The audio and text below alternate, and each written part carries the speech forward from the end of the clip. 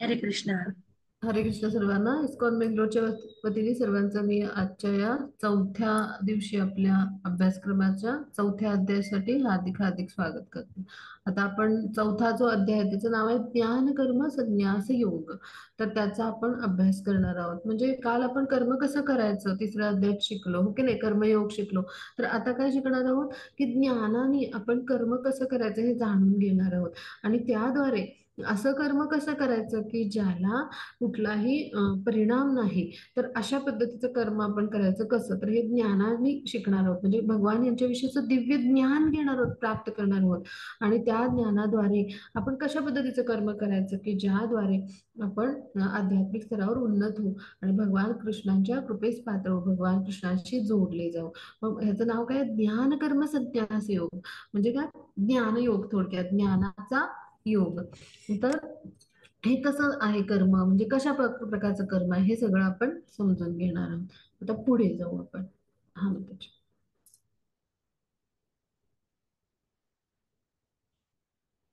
हा त्याची पुढ हा आपण श्री श्री राधा गोविंदजी यांच्या चरणी साष्टांग प्रणाम करूया. त्यांचे आशीर्वाद घेऊया. त्यांच्या आनंदासाठी आपण ही सेवा देतोय. त्यांच्या चरणी साष्टांग प्रणाम करून आपण श्रील प्रभुपाद इस्कॉनचे प्रमुख संस्थापक आचार्य त्यांच्या चरणी साष्टांग नमन करून त्यांचे आशीर्वाद घेऊन आपण आजचा अभ्यास सुरू करूया. हा मग त्याची पुढची स्लाइड घेऊया.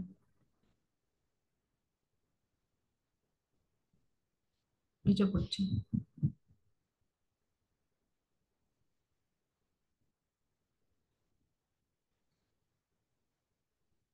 हा.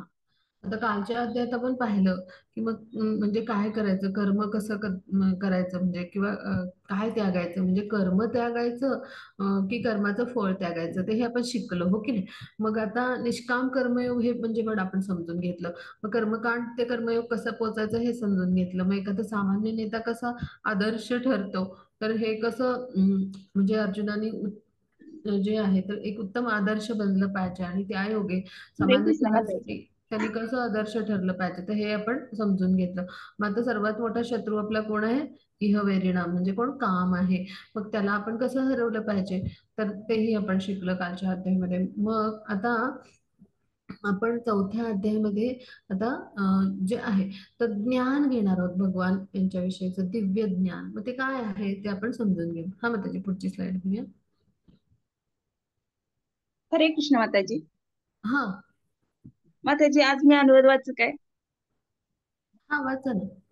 चालेल. दीपांजली माताजी आणि तुम्ही असं ठरवून थोडे थोडे वाचा. वाचा वाचा माताजी, नो प्रॉब्लेम. हा ठीक आहे. चालेल चालेल. वाचा वाचा. हरे एवढ्या कृष्ण. आनंदाने तुम्ही विचारताय, वाचा वाचा. मी खूप ठीक वेळा वाचले. ठीक आहे. चालेल हरे चालेल. कृष्ण. हरे कृष्ण. वाचा वाचा. हा. हरी बोल. अशी सेवा करायला आसक्ती पाहिजे पहा, कृष्णांची इच्छा आहे आज, है ना, माताजींकडून वाचलं जावे म्हणून दीपांजली माताजी वाचून टाका म्हणाले सगळं, हो ना.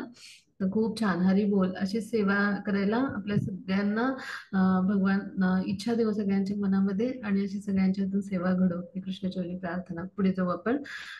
चौथा अध्यायाचा सारांशवर जाऊया माताजी. हरे कृष्ण. माताजी. हरे कृष्ण. हा.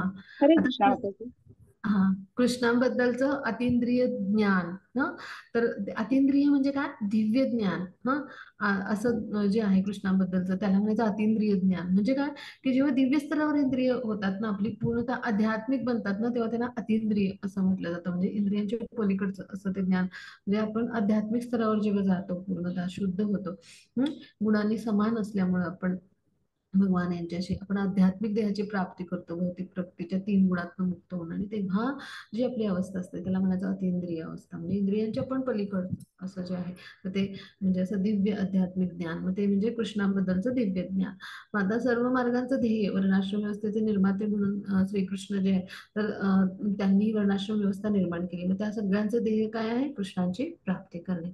मग कर्मयोग काय आहे तर ते आपण समजून घेणार. म्हणजे कर्मयोग म्हणजे काय, कर्माचे प्रकार काय आहेत ते समजून घेणार आहोत. आणि मग त्यागामुळे दिव्य ज्ञान कसं प्राप्त होतं ते समजून घेणार आहोत. आणि पारंपरिक ज्ञान काय आणि मग त्याचा सारांश काय हे समजून घेणार आहोत. मग आता आपण पुढे जाऊया. हा मग त्याच्या पुढच्या स्लाइडवर जाऊया.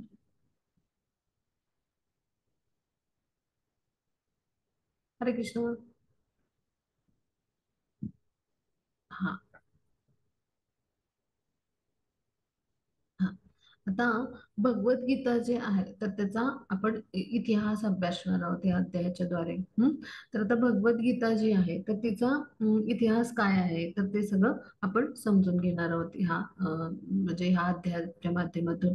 आणि किती काळापासून भगवद्गीता या पृथ्वी तलावर अवतरली होती आणि कधीपासून उपस्थित आहे तर हे सगळं आपण आता समजून घेणार आहोत. सगळ्यांनी एकदम लक्ष देऊन ऐका हं. म्हणजे आपल्याला लक्षात येईल की किती म्हणजे पुरातन कालापासून भगवद्गीता जी आहे तर ती ह्या पृथ्वी तलावर उपस्थित आहे, या ब्रह्मांडामध्ये सुद्धा आहे. तर ते आपल्याला लक्षात येईल. मग आता पुढे जाऊ आपण.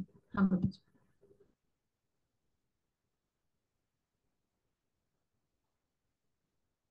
हा माताजी श्लोक वाचूया. हरे कृष्ण. हरे कृष्णा. श्रीभगवानुवाच इमं विवस्वते योगं प्रोक्तवानाहम् अव्ययम् विवस्वान्मनवे प्राह मनोरिक्ष्वाकवे ब्रवीत्. हरे कृष्ण. हा माताजी विजया माताजी वाचूया. हरे कृष्ण. हरे कृष्ण माताजी. श्रील प्रभुपाद की जय. श्रील प्रभुपाद द्वारा भगवान श्री कृष्ण म्हणाले, मी योगाचे हे अविनाशी शास्त्र सूर्यदेव विवस्वान यांना दिले होते आणि विवस्वानाने ते मानव जातीचे पिता यांना सांगितले होते आणि मनूने ते इक्ष्वाकुला सांगितले होते. हरे कृष्णा माताजी. हरे कृष्ण माताजी खूप छान वाचलं. हरी बोल. तर आता आपण समजून घेऊया की इथे काय म्हटलंय की इयं विवस्वते योगम म्हणजे काय की श्रीकृष्ण म्हणतायत की श्री भगवान वाच म्हणजे भगवान जे आहेत भगवान श्रीकृष्ण सांगतायत की हे योगाचं अविनाशी ज्ञान. योग म्हणजे काय जोडले जाणे, संबंध प्रस्थापित करणे. मग असं जे योगाचं अविनाशी ज्ञान आहे म्हणजे अविनाशी म्हणजे नष्ट न होणार तर हे जे आहे आणि हे शास्त्र म्हटले. शास्त्र म्हणजे काय जे कृतीच्या स्तरावर आपण आचरणात आणतो हो की नाही. तेव्हा आचरणाच्या स्तरावर जे आपण अनुभवतो त्याला म्हणायचं शास्त्र. म्हणजे आपण प्रयोगशाळेत प्रयोग करून पाहतो की नाही विज्ञानामध्ये किंवा शास्त्रामध्ये, मग ते शास्त्र किंवा विज्ञान आपण म्हणतो. तर हे जे शास्त्र आहे हे कोणाला सूर्यदेव म्हणजे त्यांचे जे शिष्य आहेत सूर्यदेव त्यांचं नाव आहे विवस्वान. मग त्यांना त्यांनी दिलं. मग आता विवस्वान जे आहेत तर त्यांनी आपले शिष्य म्हणजे मानव जातीचे पिता म्हणजे मनू म्हणजे काय मानव जाती ज्यांनी निर्माण केल्या त्या मनूने निर्माण केल्या. मग आपलं संस्कृतमध्ये नाव काय आहे आपल्यासाठी मनुष्य हे संस्कृत नाव आहे. म्हणजे काय की मनूचे आपण सगळे पुत्र आहोत आणि आपले पिता मनू आहेत आणि म्हणून आपल्याला मनुष्य म्हटलं जातं. मग आता मनूनं हे ज्ञान कुणाला दिलं की त्याचा शिष्य म्हणजे त्याचा पुत्र तर तो कोण होता तर पृथ्वीचाच पूर्ण सम्राट होता. पृथ्वीवर राज्य करणारा राजा होता. त्याचं नाव होतं इक्ष्वाकू. तर त्याला दिलं. म्हणजे अशा पद्धतीनं ही परंपरेनं हे ज्ञान जे आहे तर ते म्हणजे कसं की ते एका गुरुकडून दुसऱ्या म्हणजे आपल्या पुढच्या शिष्याकडे, मग ते गुरु झाल्यानंतर त्यांनी आपल्या पुढच्या शिष्यांना दिलं. अशा पद्धतीनं हे गुरु शिष्य परंपरेनं जे आहे तर हे ज्ञान जे आहे ते पुढे पुढे येत राहिलं पहा म्हणजे पुढच्या सगळ्या शिष्यांना मिळत राहिलं. म्हणजे हे काय आहे साखळी पद्धत आहे किंवा शृंखला पद्धत आहे. शिष्य उत्तराधिकार पद्धतीनं हे येत राहिलं पहा. मग आता हे ज्ञान जे आहे तर हे सगळं का दिलं जायचं आणि कोणाला दिलं जायचं हे समजून घेऊया. तर हे म्हणजे पूर्वी राजवंशातल्या लोकांना भगवद्गीता सांगण्यात यायची. आता सूर्यलोकाचा राजा हा विवस्वान आहे. सूर्य हा सगळ्या ग्रह गोल तारे म्हणजे चंद्र हे सगळे आहेत तारे नक्षत्र या सगळ्यांचा राजा म्हणजे कोण आहे तर सूर्य आहे. मग आता सूर्य म्हणजे ह्या सगळ्या ग्रहगोल ताऱ्यांचा राजा सूर्य आहे. मग त्याला राजा म्हणून हे ज्ञान दिलं गेलं. मग आता प्रजेचं संरक्षण तर राजाने करायचंच आहे, पण नागरिकांवर सुद्धा योग्य प्रकारे त्याने राज्य करताना म्हणजे त्यांना भौतिक कर्मबंधनातून संरक्षण मिळण्यासाठी समर्थ व्हायला म्हणजेच काय भौतिक प्रकृतीच्या जंजाळामध्ये अडकू नये म्हणून.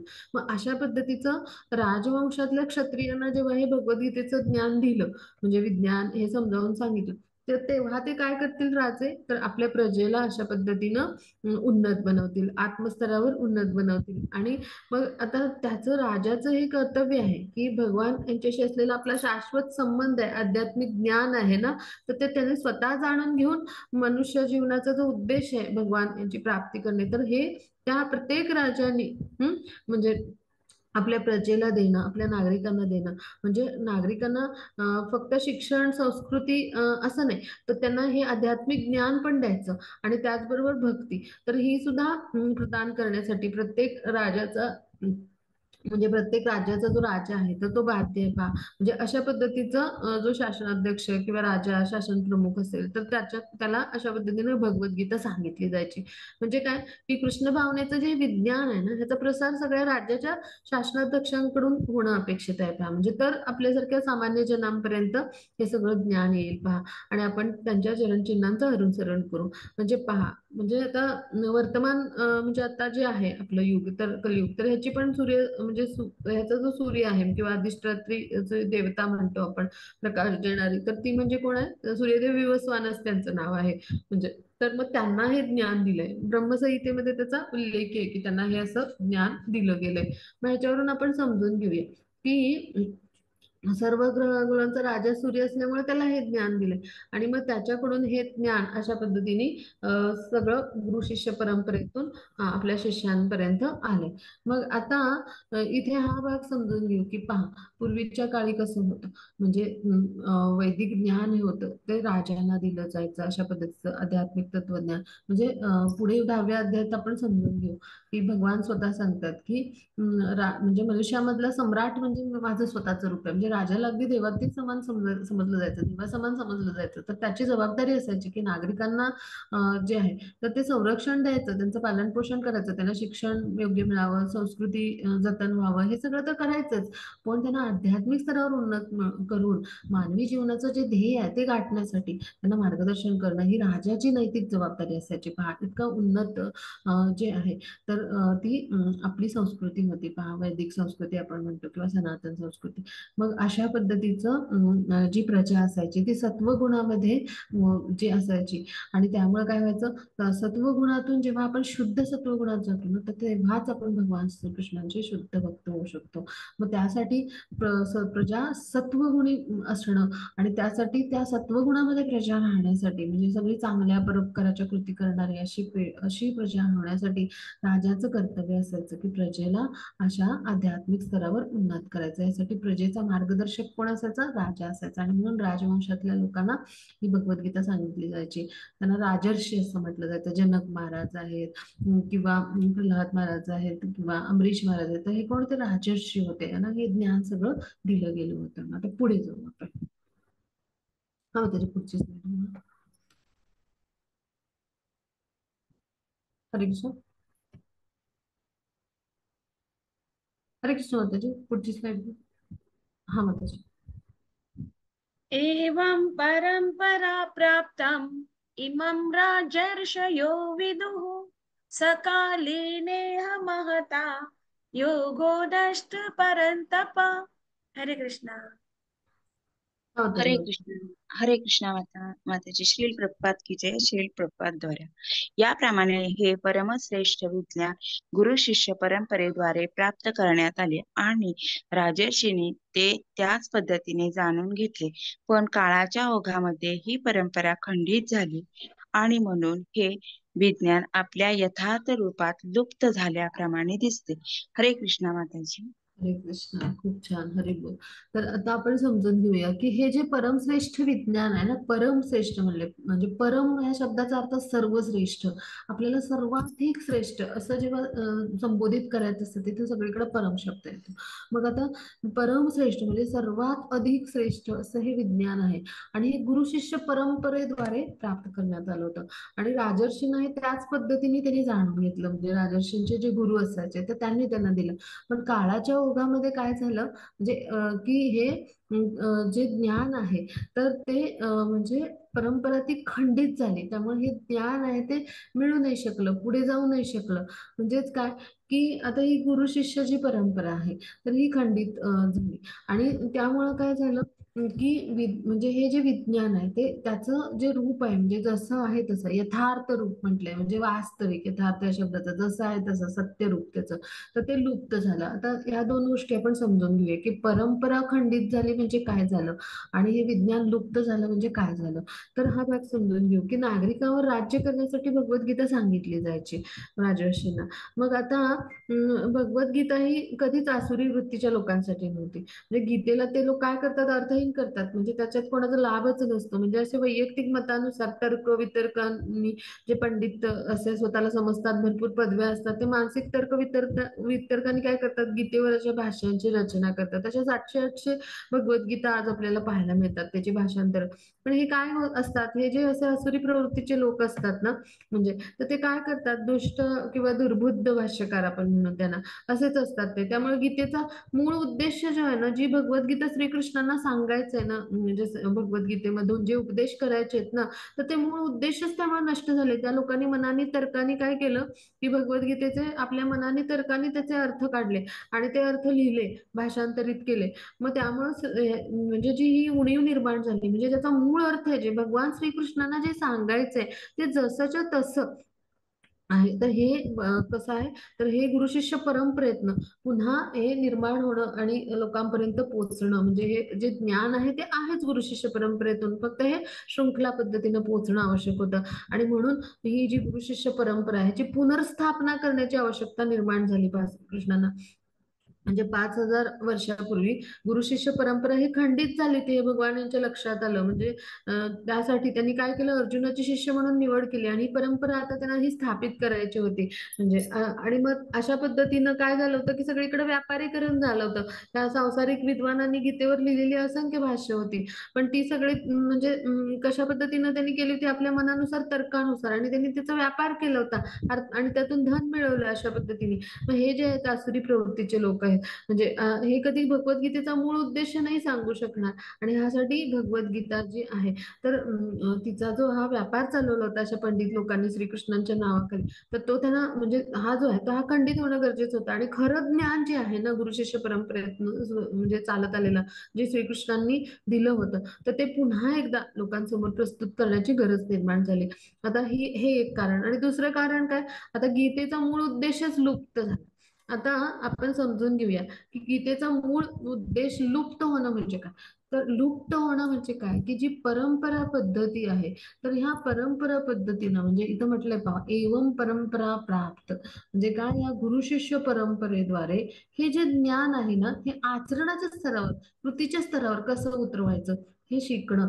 तर ही जी आहे, म्हणजे ही जी परंपरा आहे ना, तर ही प्रस्थापित होणं गरजेचं आहे, किंवा या परंपरेतनं हे ज्ञान मिळणं आवश्यक आहे. परंपरेमुळे काय होतं, ज्ञानाचं संरक्षण पण होतं. त्यानंतर ज्ञान जसं आहे तसं निष्कलंक आणि यथार्थपणे आपल्यापर्यंत पोहोचतं.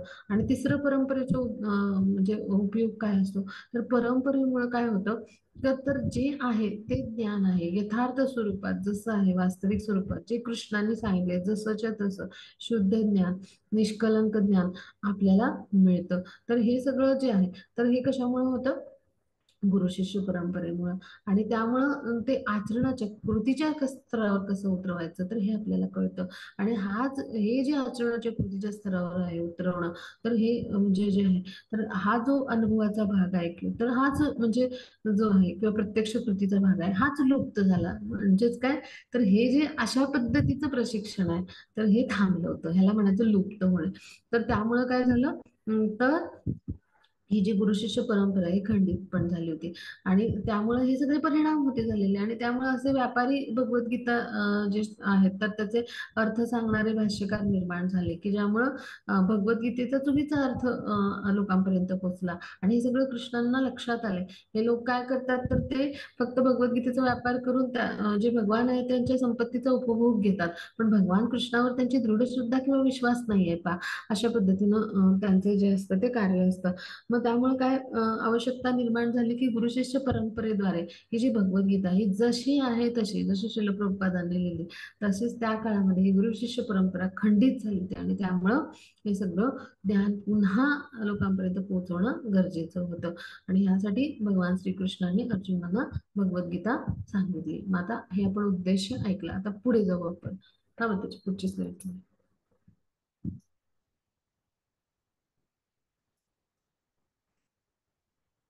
हो, त्याची पुढची स्लाईड घेऊ. आता इथं समजून घेऊया ह्या ज्या परंपरा आहेत तर ह्या कोणत्या आहेत आणि भगवान श्रीकृष्णांनी कोणाकोणाला हे ज्ञान दिले तर हे समजून घेऊया. तर आता भगवान श्रीकृष्णांनी ह्या ब्रह्मांडामध्ये 4 लोकांना ज्ञान दिले हा. आणि अशी असंख्य ब्रह्मांड आहेत तर तिथं सुद्धा ह्या 4च लोकांना ज्ञान दिले. प्रत्येक ब्रह्मांडामध्ये हे सगळे देवता आणि हे सगळे उपस्थित असतात. म्हणजे ब्रह्माजी किंवा लक्ष्मी माता, भगवान शिव, 4 कुमार सगळीकडे आहेत. तर त्यामुळं प्रत्येक ब्रह्मांडासाठी एक नारायण स्वरूप किंवा विष्णू स्वरूप भगवानांचा विस्तार आहे. तर अशा पद्धतीने असंख्य लाखो ब्रह्मांड आहेत. तर आता आपल्या ब्रह्मांडासाठी म्हणजे आता या ब्रह्मांडावरती तर हे जे ज्ञान आहे तर हे 4 जणांना दिले भगवान श्रीकृष्णांनी. कोणाला तर भगवान जे आहेत तर त्यांनी ब्रह्माजी आदिपुत्र म्हणजे कोण भगवान यांचे प्रथम पुत्र म्हणजे भगवान यांची प्रथम निर्मिती आहे. भगवान यांच्या नाभी कमलातून म्हणजे जे भगवान ब्रह्मा आहेत तर त्यांची निर्मिती झाली. मग आता ब्रह्माजींनी हे ज्ञान अशा पद्धतीने गुरु शिष्य परंपरेद्वारे दिलं. मग त्या परंपरेला काय म्हणायचं ब्रह्म मध्व गौडीय वैष्णव परंपरा. वैष्णव म्हणजे कोण जो कृष्णांच्यावर विश्वास ठेवतो श्रद्धेने म्हणजे त्यांची भक्तिमय प्रेममय सेवा करतो किंवा श्रद्धाने ज्याचा विश्वास आहे कृष्णावर जो कृष्णांची श्रद्धेने आणि विश्वासाने पूजा करतो त्याला म्हणायचं वैष्णव. मग ह्याला काय म्हटलंय ब्रह्म मध्व गौडीय वैष्णव परंपरा. मध्वाचार्य हे ह्या परंपरेतले प्रमुख आचार्य आहेत.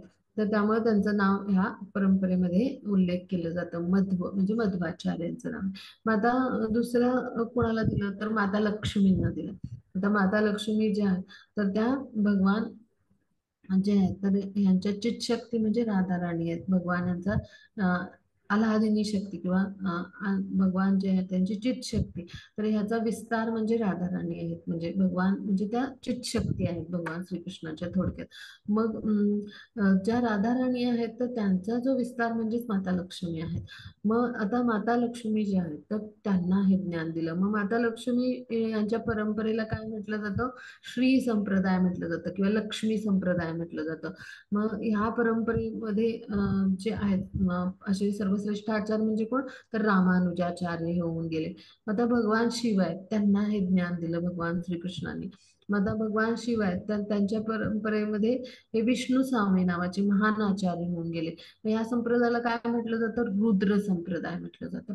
मग आता हे 4 कुमार आहेत तर सनक सनातन सनक कुमार आणि सनक नंदन. तर हे 4 जे कुमार आहेत तर ह्या 4 कुमारांना हे ज्ञान दिलं भगवान जे आहेत त्यांनी. तर हे ब्रह्माजींचे पुत्र आहेत 4 कुमार म्हणजे. मग आता ह्या 4 कुमारांनी हे जे ज्ञान दिलं त्यांच्या गुरु शिष्य परंपरेद्वारे त्यांनी निर्माण केले तर त्याला म्हटलं जातं कुमार संप्रदाय असं म्हटलं जातं. आणि ह्या संप्रदायामधले सर्वश्रेष्ठ आचार्य असे कोण आहेत तर निंबकाचार्य असं त्यांचं नाव आहे. तर अशा पद्धतीनं ह्या पृथ्वी लोकावर किंवा या भूतलावर किंवा या ब्रह्मांडामध्ये ह्या 4 देवतांनाच भगवानांनी हे ज्ञान दिले. आणि अशा पद्धतीने ह्या गुरु शिष्य परंपरा आहेत. मग आता आपली जी आहे ब्रह्म मध्व गौडीय वैष्णव परंपरा यातलं हे ज्ञान ब्रह्माजींना मिळालं. नारद मुनींना त्यांनी दिलं. आपले शिष्य म्हणजे जे नारद मुनी आहेत त्यांना दिलं. नारद मुनींनी व्यास मुनी त्यांचे शिष्य यांना दिलं. व्यास मुनींनी मध्वाचार्यांना दिलं. व्यास मुनीचे थेट शिष्य आहेत बरं का मध्वाचार्य. तर अशा पद्धतीने हे ज्ञान परंपरा प्राप्त आहे. म्हणजे ते श्रील प्रभुपाद हे आपल्या या गुरु शिष्य परंपरेतले 32वे आचार्य आहेत. मग त्यांचे गुरु यांचं नाव होतं भक्ती सिद्धांत सरस्वती. मग त्यांच्या गुरूंचं नाव होतं गौरी किशोरी दास बाबाजी. मग त्यांच्या गुरूंचं नाव होतं भक्ती विनोद ठाकूर आणि त्यांचे गुरु होते त्यांचं नाव होतं जगन्नाथ दास बाबाजी. तर अशी ही गुरु शिष्य परंपरा आहे. मग आता ह्या परंपरेद्वारे काय होतं ज्ञान आहे ते कृष्णांना जसं आहे तसं म्हणजे ते शुद्ध स्वरूपात निष्कलंक आणि यथार्थ स्वरूपात आपल्या समोर एखादा शुद्ध भक्तच आणेल की जो भगवान यांची भक्तिमय प्रेममय सेवा करेल की नाही. मग अशा पद्धतीने ज्ञान आपल्यापर्यंत पोहोचतं. मग आता हे सगळं आपण का जाणून घेतोय तर हा भगवद्गीतेचा इतिहास समजून घेतला म्हणजे तेव्हापासून हे ज्ञान आहे. आणि त्याचबरोबर आजच्या कलियुगामध्ये आपण आपल्याला जर कोणी म्हणेल मी तुम्हाला शिष्य करेन किंवा अशा पद्धतीनं मी कृष्णांचं रूप आहे मी गुरु आहे मी सगळ्यांना शिष्य बनवतो असं जर आपल्याला कोणी सांगेल असे भोंदू गुरु खूप निघालेत कलियुगामध्ये. तर त्यावेळेला आपण विचारायचं तुम्ही कोणत्या परंपरेतून आहात आणि आणि ह्या चार पैकी जर कुठल्या परंपरेतले असेल तरच आपण त्यांचा स्वीकार करू शकतो. कारण अशा गुरु शिष्य परंपरेतनं जे यथार्थ ज्ञान मिळतं त्याद्वारेच आपण दीक्षित होऊन भगवान श्रीकृष्ण जे आहेत तर त्यांच्याशी संबंध प्रस्थापित करू शकतो आणि त्याद्वारेच आपण मोक्षाची भगवत धामाची प्राप्ती करू शकतो. आणि यासाठी हे सगळं ज्ञान आपण मिळवणं आत्मसात करणं महत्वाचं आहे. आता आपण पुढे जाऊ. हा, मग त्याची पुढची स्लाइड.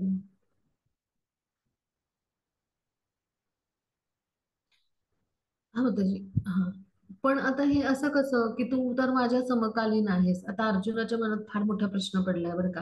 आता त्याचं उत्तर आता कृष्ण कसं देतात पहा. म्हणजे अर्जुनाला काय वाटतं की इथे चित्रात पहा, तो म्हणतो की असं कसं, तू तर माझ्या समकालीन आहेस. म्हणजे भगवद्गीता अशी इतक्या आधीपासून सांगितली आणि तू तर माझ्या समकालीनच वाटतस मला.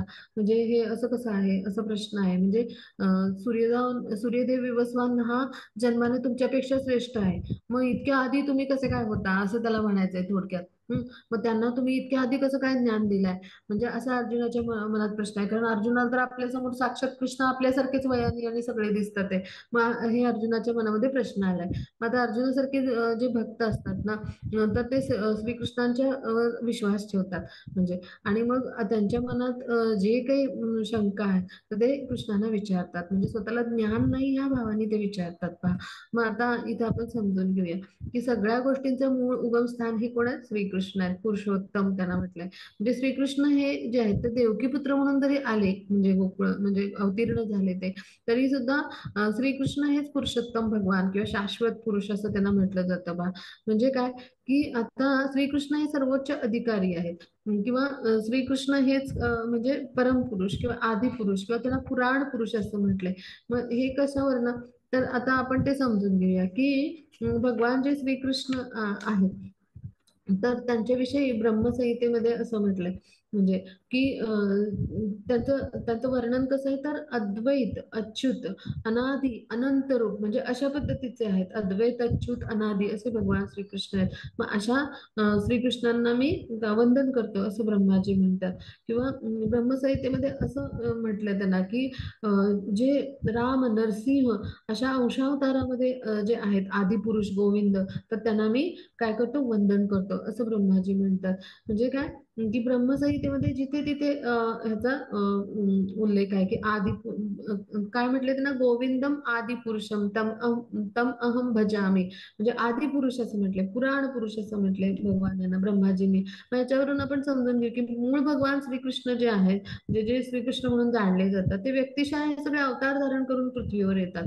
मग आता हे सगळे जे अवतार धारण करून ते येतात तर त्यावेळेला ते भौतिक प्रकृतीच्या संपर्कात जरी आले तरी भगवान जे आहेत तर ते काही मनुष्यासारखं शरीर धारण करून भौतिक प्रकृतीच्या संपर्कात आले तरी ते काही मनुष्यासारखं शरीर नसतं, त्यांचं आध्यात्मिक शरीर असतं पहा. म्हणजे ते कसे आहेत, अच्युत आहेत, नष्ट न होणारे किंवा अविनाशी आहेत किंवा पुराण पुरुष आहेत किंवा असे जे आहेत आदी पुरुष आहेत भगवान हे. आणि त्यामुळे आपल्यामध्ये आणि भगवान यांच्यामध्ये हाच भेद आहे. आपल्याला मागच्या जन्मांचं काही आठवत नाही. मग तशाच पद्धतीनं म्हणजे भगवान जे आहेत तर हे जे आहेत तर हे पुराण पुरुष आदी पुरुष आहेत. म्हणजे पूर्वीपासून उपस्थित आहेत आणि त्यांची निर्मिती जी आहे तर ती भगवानचे आहे. तर यांनी अर्जुनासारख्या सगळ्या आपल्या भक्तांची निर्मिती केली. म्हणजे हे सगळे विवस्वान, हे सगळ्यांची निर्मिती, आपल्या सगळ्यांची निर्मिती करणारे कोण आहेत, भगवान श्रीकृष्ण आहेत. मग अर्जुनासारखे भक्त पार्षद म्हणून तिथं भगवान जेव्हा लीला करायला येतात तेव्हा उपस्थित असतात. मग सूर्यदेव विवस्वानांना भगवद्गीता सांगितली तेव्हा पण अर्जुन वेगवेगळ्या रूपामध्ये उपस्थित होता. पण अर्जुनाला हे सगळं विस्मरण झालं. म्हणजे भगवान आणि अर्जुनामध्ये हाच फरक आहे.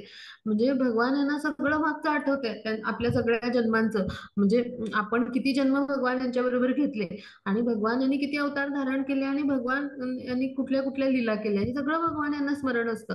कारण भगवान कसे आहेत, परमश्रेष्ठ आहेत, परमपुरुष आदी पुरुष आहेत. पण अर्जुनाला ही घटना स्मरत नाही. कारण का, तर आपण कशा भगवान यांचे अंश आहोत, आपण एक चित्कण आहोत, मग अंशरूप जीव आणि भगवान यांच्यामध्ये हाच फरक आहे पहा. आणि म्हणून भगवान जर त्याला परंतप म्हणत असतील अर्जुनाला किंवा अशा पद्धतीने महान शक्तिशाली योद्धा म्हणत असतील, तरी आपण कोण आहोत? भगवान यांचे एक चित्कण किंवा आपण त्यांचे एक आध्यात्मिक स्फुल्लिंग आहोत, आपण नित्यबद्ध जीव. आणि त्यामुळं भगवान आणि आपल्यामध्ये अशा पद्धतीचा फरक आहे पहा. आणि म्हणून आपलं शरीर आणि भगवान यांचं शरीरामध्ये फरक आहे. भगवान यांचं शरीर सच्चिदानंद आहे पहा, आणि त्यामुळे त्यांना सगळ्या गोष्टीचं स्मरण असतं पहा. म्हणजे संपूर्ण ज्ञानाने युक्त, संपूर्ण शाश्वत आणि आनंदाचं ठिकाण असे भगवान आहेत. म्हणजे त्यांची प्रत्येक गोष्ट आध्यात्मिक आहे. पण आपल्यासारख्या बद्ध जीवांचं कसं आहे? भौतिक देह आहे आणि आपलं आत्मा जो आहे तर तो आध्यात्मिक आहे. आणि त्यामुळे भगवान इथे अवतीर्ण होतात तेव्हा त्यांचं शरीर आणि आत्मा हे कसं आहे तर अभिन्न आहे. म्हणजे त्यांचं सगळं काही आध्यात्मिक आहे आणि त्यामुळं ते कसे आहेत? आपल्यापेक्षा दिव्य स्वरूपामध्ये आहेत पहा. मग त्यामुळं आपण असं पाहिलंय का कधी की भगवान जे आहेत तर ते कधी असे श्रीकृष्णांचा आपण दाढी असलेला असा वृद्ध असा फोटो पाहिलाय का? बिलकुल नाही. तर ते नेहमी कसं चिरतरुण म्हणजे असं किशोरावस्थेमध्ये दिसतात किंवा तरुणपणापर्यंतच त्यांची वाढ झाली. म्हणजे त्यांनी नंदबाबा आणि यशोदांच्या तिथे त्यांनी जन्म घेतला. मग तिथे तेव्हा ते वाढले, पण ते किशोरावस्थेपर्यंतच वाढले आणि तरुण अवस्थेपर्यंत. त्यानंतर भगवान यांची वाढ झाली नाही. म्हणजे काय की ते आध्यात्मिक आहे पूर्णतः शरीर त्यांचं जे आहे. आणि त्यामुळं त्यांचं जे आहे लोक मनुष्यासारखं रूप आहे. पण याचा अर्थ असा नाही की ते मनुष्य म्हणजे मनुष्यासारखं भौतिक शरीर आहे भगवान यांना, तर बिलकुल नाही. आणि हाच आपल्यामध्ये आणि भगवान यांच्यामध्ये फरक आहे. त्यामुळे ते समकालीन दिसले तरी ते कसे आहेत? पुराण पुरुष, आदी पुरुष आहेत आणि तेव्हापासून ते उपस्थित आहेत आणि त्यांचे शिष्य विवस्वान आहेत पहा. आणि त्यांना त्यांनी ज्ञान दिले आणि त्यामुळं अर्जुनाच्या मनातली ही शंका आता दूर झाली पहा. म्हणजे त्यामुळे भगवान जे आहेत तर ते जेव्हा युद्धाला उभे होते तर तेव्हा त्यांना नातवंड पतवंड वगैरे होती. म्हणजे अशा वयाचे होते भगवान, म्हणजे जवळजवळ 150 वर्षापेक्षा जास्त त्यांचं वय होतं तेव्हा. आणि तिथे ते अर्जुनासमोर त्याच्याच वयाचे दिसत होते पहा. म्हणजे तरुण असं त्यांचं रूप होतं. कारण ते भगवान आहेत. त्यांचं शरीर कसं आहे? पूर्णतः आध्यात्मिक आहे. त्यांनी मानुषी रूप म्हणजे घेतलंय. पण खऱ्या मनुष्यासारखा त्यांचा भौतिक देह नाही. मग हाच फरक आहे आणि त्यामुळं अर्जुनाला ते समकालीन वाटतात आणि म्हणून अर्जुन प्रश्न विचारतो. ह्याच्यावरून आपण काय समजून घ्यायचं की भगवान अवतार घेतात, म्हणजे प्रकट करतात, स्वतः अवतरित होतात आणि पुन्हा अवतार जो आहे समाप्त करतात, म्हणजे त्याला तिरोभाव म्हणायचं. तर हे जसं सूर्य आपल्याला उगवतो आणि मावळतो त्याप्रमाणे सूर्य तिथेच स्थिर असतो की नाही. आपल्याला तो उगवलं आणि मावळलं असं दिसतं का? तर आपल्या इंद्रिय कशा आहेत? मर्यादित आहेत आणि त्यामुळं आपली इंद्रिय दोषयुक्त असल्यामुळं आपल्याला ते तसं भासतं. मग हे असंच आहे अगदी आपल्यामध्ये आणि भगवान यांच्या देहामध्ये हा फरक आहे. आता पुढे जाऊ आपण. हा मध्ये हा मग आता समजून घेऊया की भगवद्गीतेचा इतिहास समजून घेण्यासाठी आपण ब्रह्माजींचं आयुष्य किती आहे आणि त्याची गणना कशी हे वैदिक गणिताच्या माध्यमातून समजून घेऊया. मग आता ब्रह्माजींचं आयुष्य जे आहे ना तर ते म्हणजे 36,000 कल्प. ही सगळी वैदिक गणितातली परिमाणं आहेत. मग 36,000 कल्प म्हणजे 311.4 ट्रिलियन वर्ष येतात बरं का. म्हणजे आता 36,000 कल्पामध्ये ह्या जेवढ्या दिवस म्हणजे 36,000 कल्प म्हणजे हा एक दिवस झाला, तर तेवढ्याच रात्री म्हणजे 36,000 कल्प रात्री एवढं ब्रह्माजींचं आयुष्य आहे. मग आता एक कल्प म्हणजे काय? म्हणजे एक दिवस ब्रह्माजींचा म्हणजे एक कल्प म्हणजे काय? तर म्हणजे 14 मन्वंतर आहेत आणि 15 संध्या आहेत. आता संध्या म्हणजे काय? तर दोन युगांच्या मधला जो काही काळ असतो त्याला म्हणायचं संध्या आहे. तर चित्रात दाखवलंय पहा. म्हणजे ही युग सुरू होतात ना, युग 4 असतात. तर त्यापैकी दोन म्हणजे जी युग आहेत आता म्हणजे सत्ययुग, त्यानंतर त्रेतायुग, द्वापारयुग आणि कलियुग अशी 4 युग आहेत. तर त्या दोन युगांच्या मधला जो काळ आहे ना तर त्याला म्हणायचं संध्या. म्हणजे जसं आपण संध्याकाळ म्हणतो म्हणजे काय? सूर्योदय सूर्यास्त झाला, तर सूर्यास्त होऊन सूर्योदयापर्यंतचा जो काळ आहे त्याला म्हटलं जातं संध्याकाळ. म्हणजे संध्येचा काळ असं जे म्हटलं जातं. तर ह्याच्यावरून तुम्हाला लक्षात येईल संध्या म्हणजे काय की एक युग संपून दुसरं युग अवतरणार असतं तर त्याच्या मधला काळ त्याला म्हणायचं संध्यकाळ किंवा संध्या असं. मग आता हा जो एक कल्प आहे तर तो म्हणजे 14 मन्वंतर आणि 15 संध्या म्हणजे 432 बिलियन इयर्स बरं का.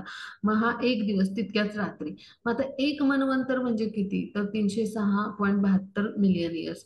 म्हणजे एक मन्वंतर म्हणजे एवढे वर्ष म्हणजेच किती? 71 दिव्य युग असतात. आता 71 दिव्य युगामधलं एक दिव्य युग म्हणजे किती? तर 4.32 मिलियन वर्ष. म्हणजे तर आता एक दिव्य युग जे आहे तर ते पुन्हा किती युगांचं असतं? तर 4 युगांचं असतं. मग त्यामध्ये छोटी छोटी 4 युग असतात. सत्ययुग, त्रेतायुग, द्वापारयुग आणि कलियुग. कलियुग. मग आता ह्यांचा कालावधी कसा तर तो आपण समजून घेऊया. तर हा कालावधी कसा आहे, तर आता कलियुग आपण एक्स मानलं, तर त्याचा दुप्पट द्वापार युग आहे म्हणजे 2x. त्यानंतर त्याचे तिप्पट म्हणजे त्रेतायुग आहे 3x. आणि त्याचे चौपट म्हणजे सत्ययुग आहे 4x. तर अशा पद्धतीने मग त्यामुळे तसा कालावधी आहे पहा. म्हणजे कलियुग 4,32,000 वर्ष आहे. तर पहा इथे जे आहे तर ते द्वापार युग आहे तर त्याच्या 2 पट आहे पहा. मग त्रेतायुग जे आहे तर ते 3 पट आहे पहा. आणि 4 पट म्हणजे सत्ययुग आहे पहा, की 1728 मिलियन इयर्स म्हणजे 4 पट आलं. तर असं साधारण आपण लक्षात ठेवूया. मग आता आपण जो कलियुग आहे तर त्यामध्ये आहोत. आणि कलियुग जे आहे तर त्याच्यातला जे पहिली 5,000 वर्ष संपलेली आहेत. आणि 5,125 साल संपून 5,126 कलियुग मध्ये आपण आहोत पहा. आता पुढे जाऊ आपण.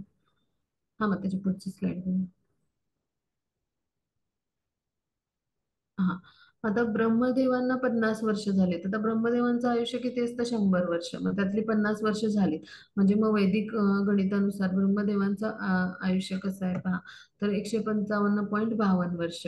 म्हणजे इतकी जी आहेत तर ती वर्ष म्हणजे ट्रिलियन वर्ष म्हणजे ह्यांचं आयुष्य आहे ब्रह्माजींचं.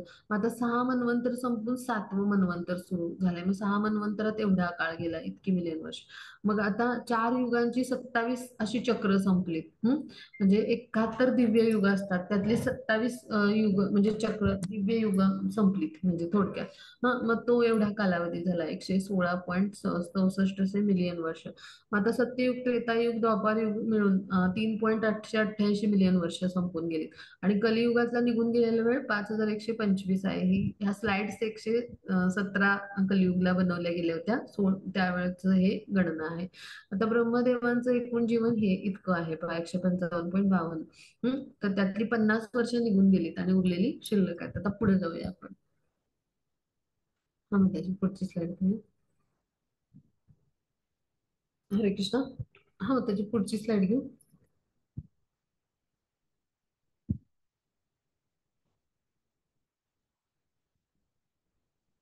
हा आता मनुचं जीवन आहे ते आपण पाहिलं तर मनुचं जीवन साधारण किती आहे तर 116.64 साधारण. आणि त्याच्यात पुन्हा थोडीशी वर्ष वाढवली तर एकूणच म्हणजे हे जर विचार केला तर मनुच्या जन्मापूर्वीच जे आहे तर ते विवस्वान जे आहेत शिष्य भगवान यांचे सूर्यदेव विवस्वान त्यांना ही भगवद्गीता सांगितली गेली होती. म्हणजे साधारण 120 दशलक्ष वर्षापूर्वी विवस्वानाला भगवद्गीता सांगितली गेली होती. आता पुढे जाऊया आपण.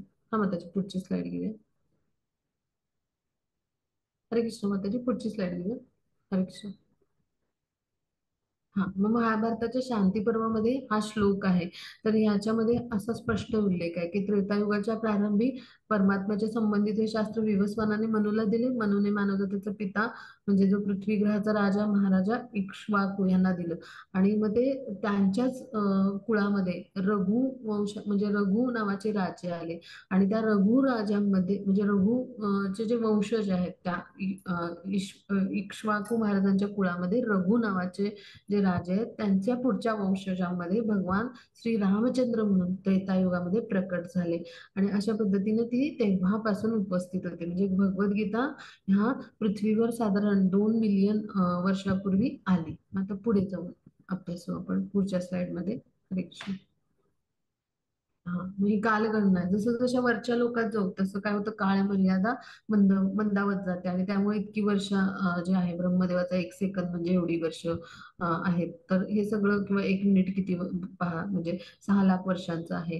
किंवा ब्रह्मदेवाचा 1 तास म्हणजे अजून जास्त म्हणजे वर्ष झाली. तर हे कशामुळे आहे तर ह्याचं कारण जसजसं वरच्या लोकात जाऊ आपण पृथ्वीच्या वर 7 लोक आहेत आणि खाली 7 लोक आहेत. तर वरच्या लोकात जाऊ तसं कालगणना मंदावते म्हणजे काळ मंदावतो. आणि त्यामुळे मोठं असतं तिथं काळाचं स्वरूप. आणि आपल्या इथं कमी म्हणजे त्या तुलनेत आहे. म्हणजे काळ गणना आहे ती कशी आहे आपल्या इकडे तर ती लघु स्वरूपात आहे. म्हणजे काळ जो आहे तो आपल्या इकडे वेगाने पुढे जातो. आता पुढे जाऊ. हा मग त्याची पुढे पुढे पुढची स्लाइड. हा आता कृष्ण कसे दिसतात आपण अभ्यासणार आहोत. हा मग त्याची हरे कृष्ण. अजोऽपि सन्नव्ययात्मा भूतानामीश्वरोऽपि सन् प्रकृतिं स्वाम् अधिष्ठाय संभवाम्यात्ममायया. हरे कृष्णा. हरे कृष्णा. श्रील प्रभुपाद की जय. श्रील प्रभुपाद द्वारा मी जरी अजन्मा आहे आणि माझ्या दिव्य शरीराचा कधीच नाश होत नाही आणि मी जरी सर्व प्राणीमात्रांचा ईश्वर आहे तरी प्रत्येक युगायुगात मी माझ्या मूळ दिव्य रूपात अवतीर्ण होत असतो. हरे कृष्णा माताजी. हरे कृष्ण. खूप छान वाचलं माताजी. तर आता आपण समजून घेऊया की भगवान काय म्हणतात, मी अजन्म आहे म्हणजे मला जन्मही नाही आणि मृत्यूही नाही, म्हणजे अजन्म असे भगवान आहेत. पण माझ्या दिव्य शरीराचा कधीही नाश होत नाही, म्हणजे भगवानाचं शरीर कसे दिव्य आहे, पूर्णतः आध्यात्मिक आहे. मग हाच आपल्या शरीरामध्ये आणि भगवान यांच्या शरीरामध्ये फरक आहे. भगवान यांचं शरीर भौतिक नाही आहे आपल्यासारखं, आपलं पंचमहातत्वांचं बनलंय. भगवानाचं शरीर आध्यात्मिक आहे पूर्णतः, आणि त्यामुळं सर्व प्राणी मात्रांचा भगवान काय आहेत? ईश्वर आहेत. ईश्वर म्हणजे कोण आता, किंवा प्रभू म्हणजे कोण? तर ईश्वर या शब्दामधला फरक समजून घ्या. ईश्वर म्हणजे सगळ्यांचा जो नियंत्रक आहे त्याला म्हणायचं ईश्वर. मग आपल्या सगळ्यांचे नियंत्रक कोण आहेत? भगवान श्रीकृष्ण आहेत. आणि प्रभू म्हणजे कोण? की जे आपल्याला मुक्ती देतात, ते म्हणून आपण प्रभू सुद्धा म्हणतो भगवान. मग आता सर्व प्राणी मात्रांचे भगवान काही ईश्वर आहेत. आणि अशा पद्धतीनं म्हणजे आपल्या सगळ्यांचं नियंत्रण करणारे भगवान आहेत. प्रत्येक युगात मी माझ्या मूळ दिव्य रूपात अवतीर्ण होतो. म्हणजे भगवान श्रीकृष्ण आपलं मूळ दिव्य रूप काय? भगवान स्वरूप आहे त्यांचं. तर ते कसं आहे, तर षडैश्वर्यांनी युक्त असलेलं आणि हातामध्ये सुंदर वेणू असलेलं, डोक्यामध्ये पंख असलेलं असं त्यांचं दिव्य रूप आहे. विभूषधारी असं रूप आहे. तर त्या रूपात ते अवतीर्ण होत असतात. ते चित्रात पहा भगवान जे आहेत. तर ते त्यांचा जेव्हा गोकुळामध्ये जन्म होणार होता, तर त्यावेळेला ते माता देवकी आणि वासुदेव यांच्या समोर त्यांच्या त्यांचं जे मूळ स्वरूप आहे तर तिथे प्रकट झाले पहा. म्हणजे पहिल्यांदा ते त्यांच्या समोर त्यांचं ह्या ब्रह्मांडासाठीचं जे स्वरूप आहे, विष्णू स्वरूप म्हणजे त्यांचा जो विस्तार आहे, तर त्या रूपात ते प्रकट झाले, की जे भगवान आहेत आपल्यासाठी, त्या रूपात ते प्रकट झाले. मग आता त्यावेळेला जे देवकी माता आहेत तर त्यांनी काय सांगितलं, की तुम्ही मूळ रूपात म्हणजे तुमच्या या, किंवा तुम्ही बालक रूपात या, म्हणजे अशा पद्धतीने त्यांनी प्रार्थना केली. मग त्यावेळेला ते आपलं मूळ रूप म्हणजे द्विभुजधारी रूप आहे, आणि त्यातलं बालक रूप म्हणजे काय, तर अशा पद्धतीनं एका छोट्या बाळाच्या रूपात ते अवतीर्ण झाले पहा.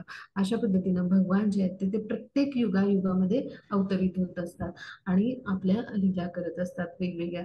आणि त्याद्वारे त्या लीलांद्वारे ते काय करत असतात, तर ते आता आपण पुढच्या श्लोकामध्ये समजून घेणार आहोत. आणि असे अवतीर्ण होतात आणि त्यानंतर अवतार समाप्ती करून जातात. पण त्यांच्यामध्ये आणि आपल्यामध्ये हा फरक आहे, की त्यांचा देह आध्यात्मिक आहे, आपला देह भौतिक आहे. किंवा भगवान जे आहेत तर त्यांचं जे मन आहे तर ते कसं आहे, त्यांचं मन आणि त्यांचं म्हणजे शरीर, तर यामध्ये फरक नाही. म्हणजे किंवा कुठलंही इंद्रिय आणि त्यांचं भगवान यांचं कुठलंही इंद्रिय जे आहे तर ते वेगळ्या म्हणजे वेगवेगळे कुठलीही इंद्रिय आहेत तर त्यांचं कार्य करू शकतं. म्हणजे त्यांचं मन आणि शरीर यांचा असा फरक नाही, ते सगळं आध्यात्मिक आहे, सगळं काही एक आहे, अभिन्न आहे मनापासून शरीर. तसं आपलं नाहीये. आपलं कसं आहे, आपलं मन आहे भौतिक आणि आपलं म्हणजे जे आहे तर शरीर सुद्धा कसं आहे भौतिक, पण आपला आत्मा कसा आहे आध्यात्मिक. मग आपल्यामध्ये आणि भगवान यांच्यामध्ये हा फरक आहे. आणि त्यामुळं भगवान आपल्या मूळ दिव्य रूपामध्ये अवतीर्ण होत असतात हा प्रत्येक युगामध्ये.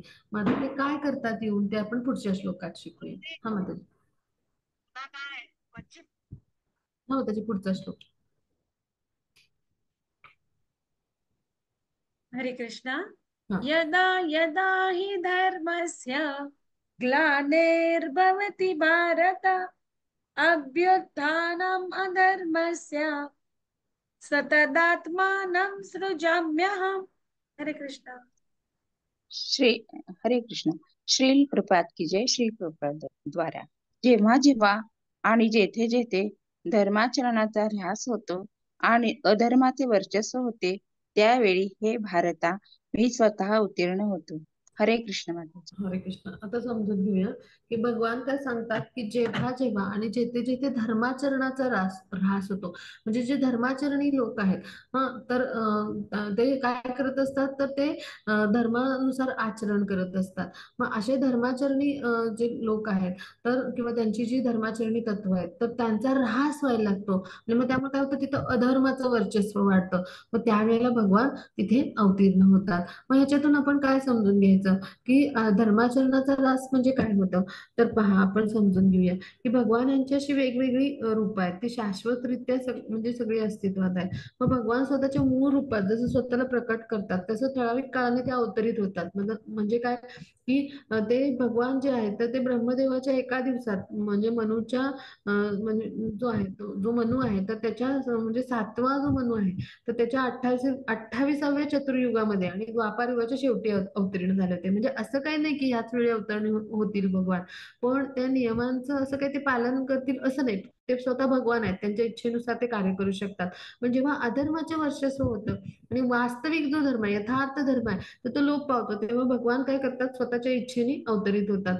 म्हणजे धर्माची तत्व जी वेदामध्ये सांगण्यात आले, तर त्या वेदामध्ये सांगण्यात आलेल्या नियमांचं उल्लंघन केल्यामुळे मनुष्य काय बनतो, अधर्मी बनतो.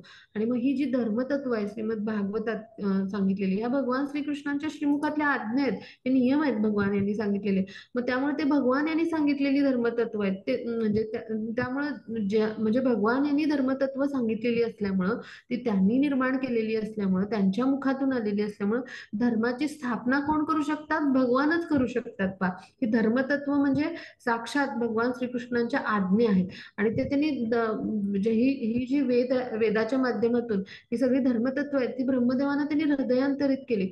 मग अशा पद्धतीनं जेव्हा अधर्माचं वर्चस्व वाढतं, त्यावेळेला ही धर्मतत्व आहे ते पुन्हा स्थापित करणं, हा उद्देश असतो भगवान यांचा. आणि त्यासाठी ते काय करतात, अवतरित होतात.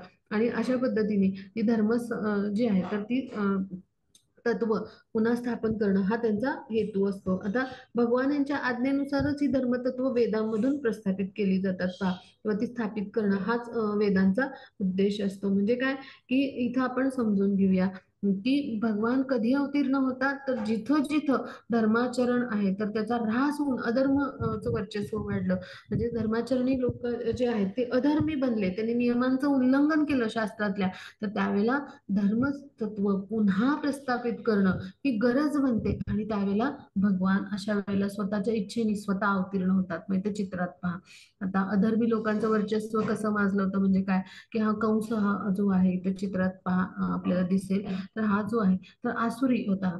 म्हणजे काय की आता वासुदेव आणि देवकी यांचा विवाह संपन्न झाला होता आणि त्यांना रथातून हा कंस घेऊन चालला होता. आणि त्यावेळेला मोठी आकाशवाणी झाली की हे कंसा, तू अत्याधिक आनंदाने एकदम हुरळून जाऊ नकोस, तर ह्या देवकीचा जो 8वा पुत्र आहे, तो तुझा वध करणार आहे, अशी आकाशवाणी झाली. आणि म्हटल्यावरती कंसाने पाहिलं, लगेच तलवार उपसली आणि देवकीचे केस पकडले. पहा, मग ही आसुरी वृत्ती आहे. अशा अधर्मी लोकांचं जेव्हा वर्चस्व असतं ना, तेव्हा भगवान काय होतात, अवतीर्ण होत असतात. मग वासुदेवांनी त्याला समजावलं की आता तरी तुला आमच्यापासून काही धोका नाही, ते चतुर होते वासुदेव.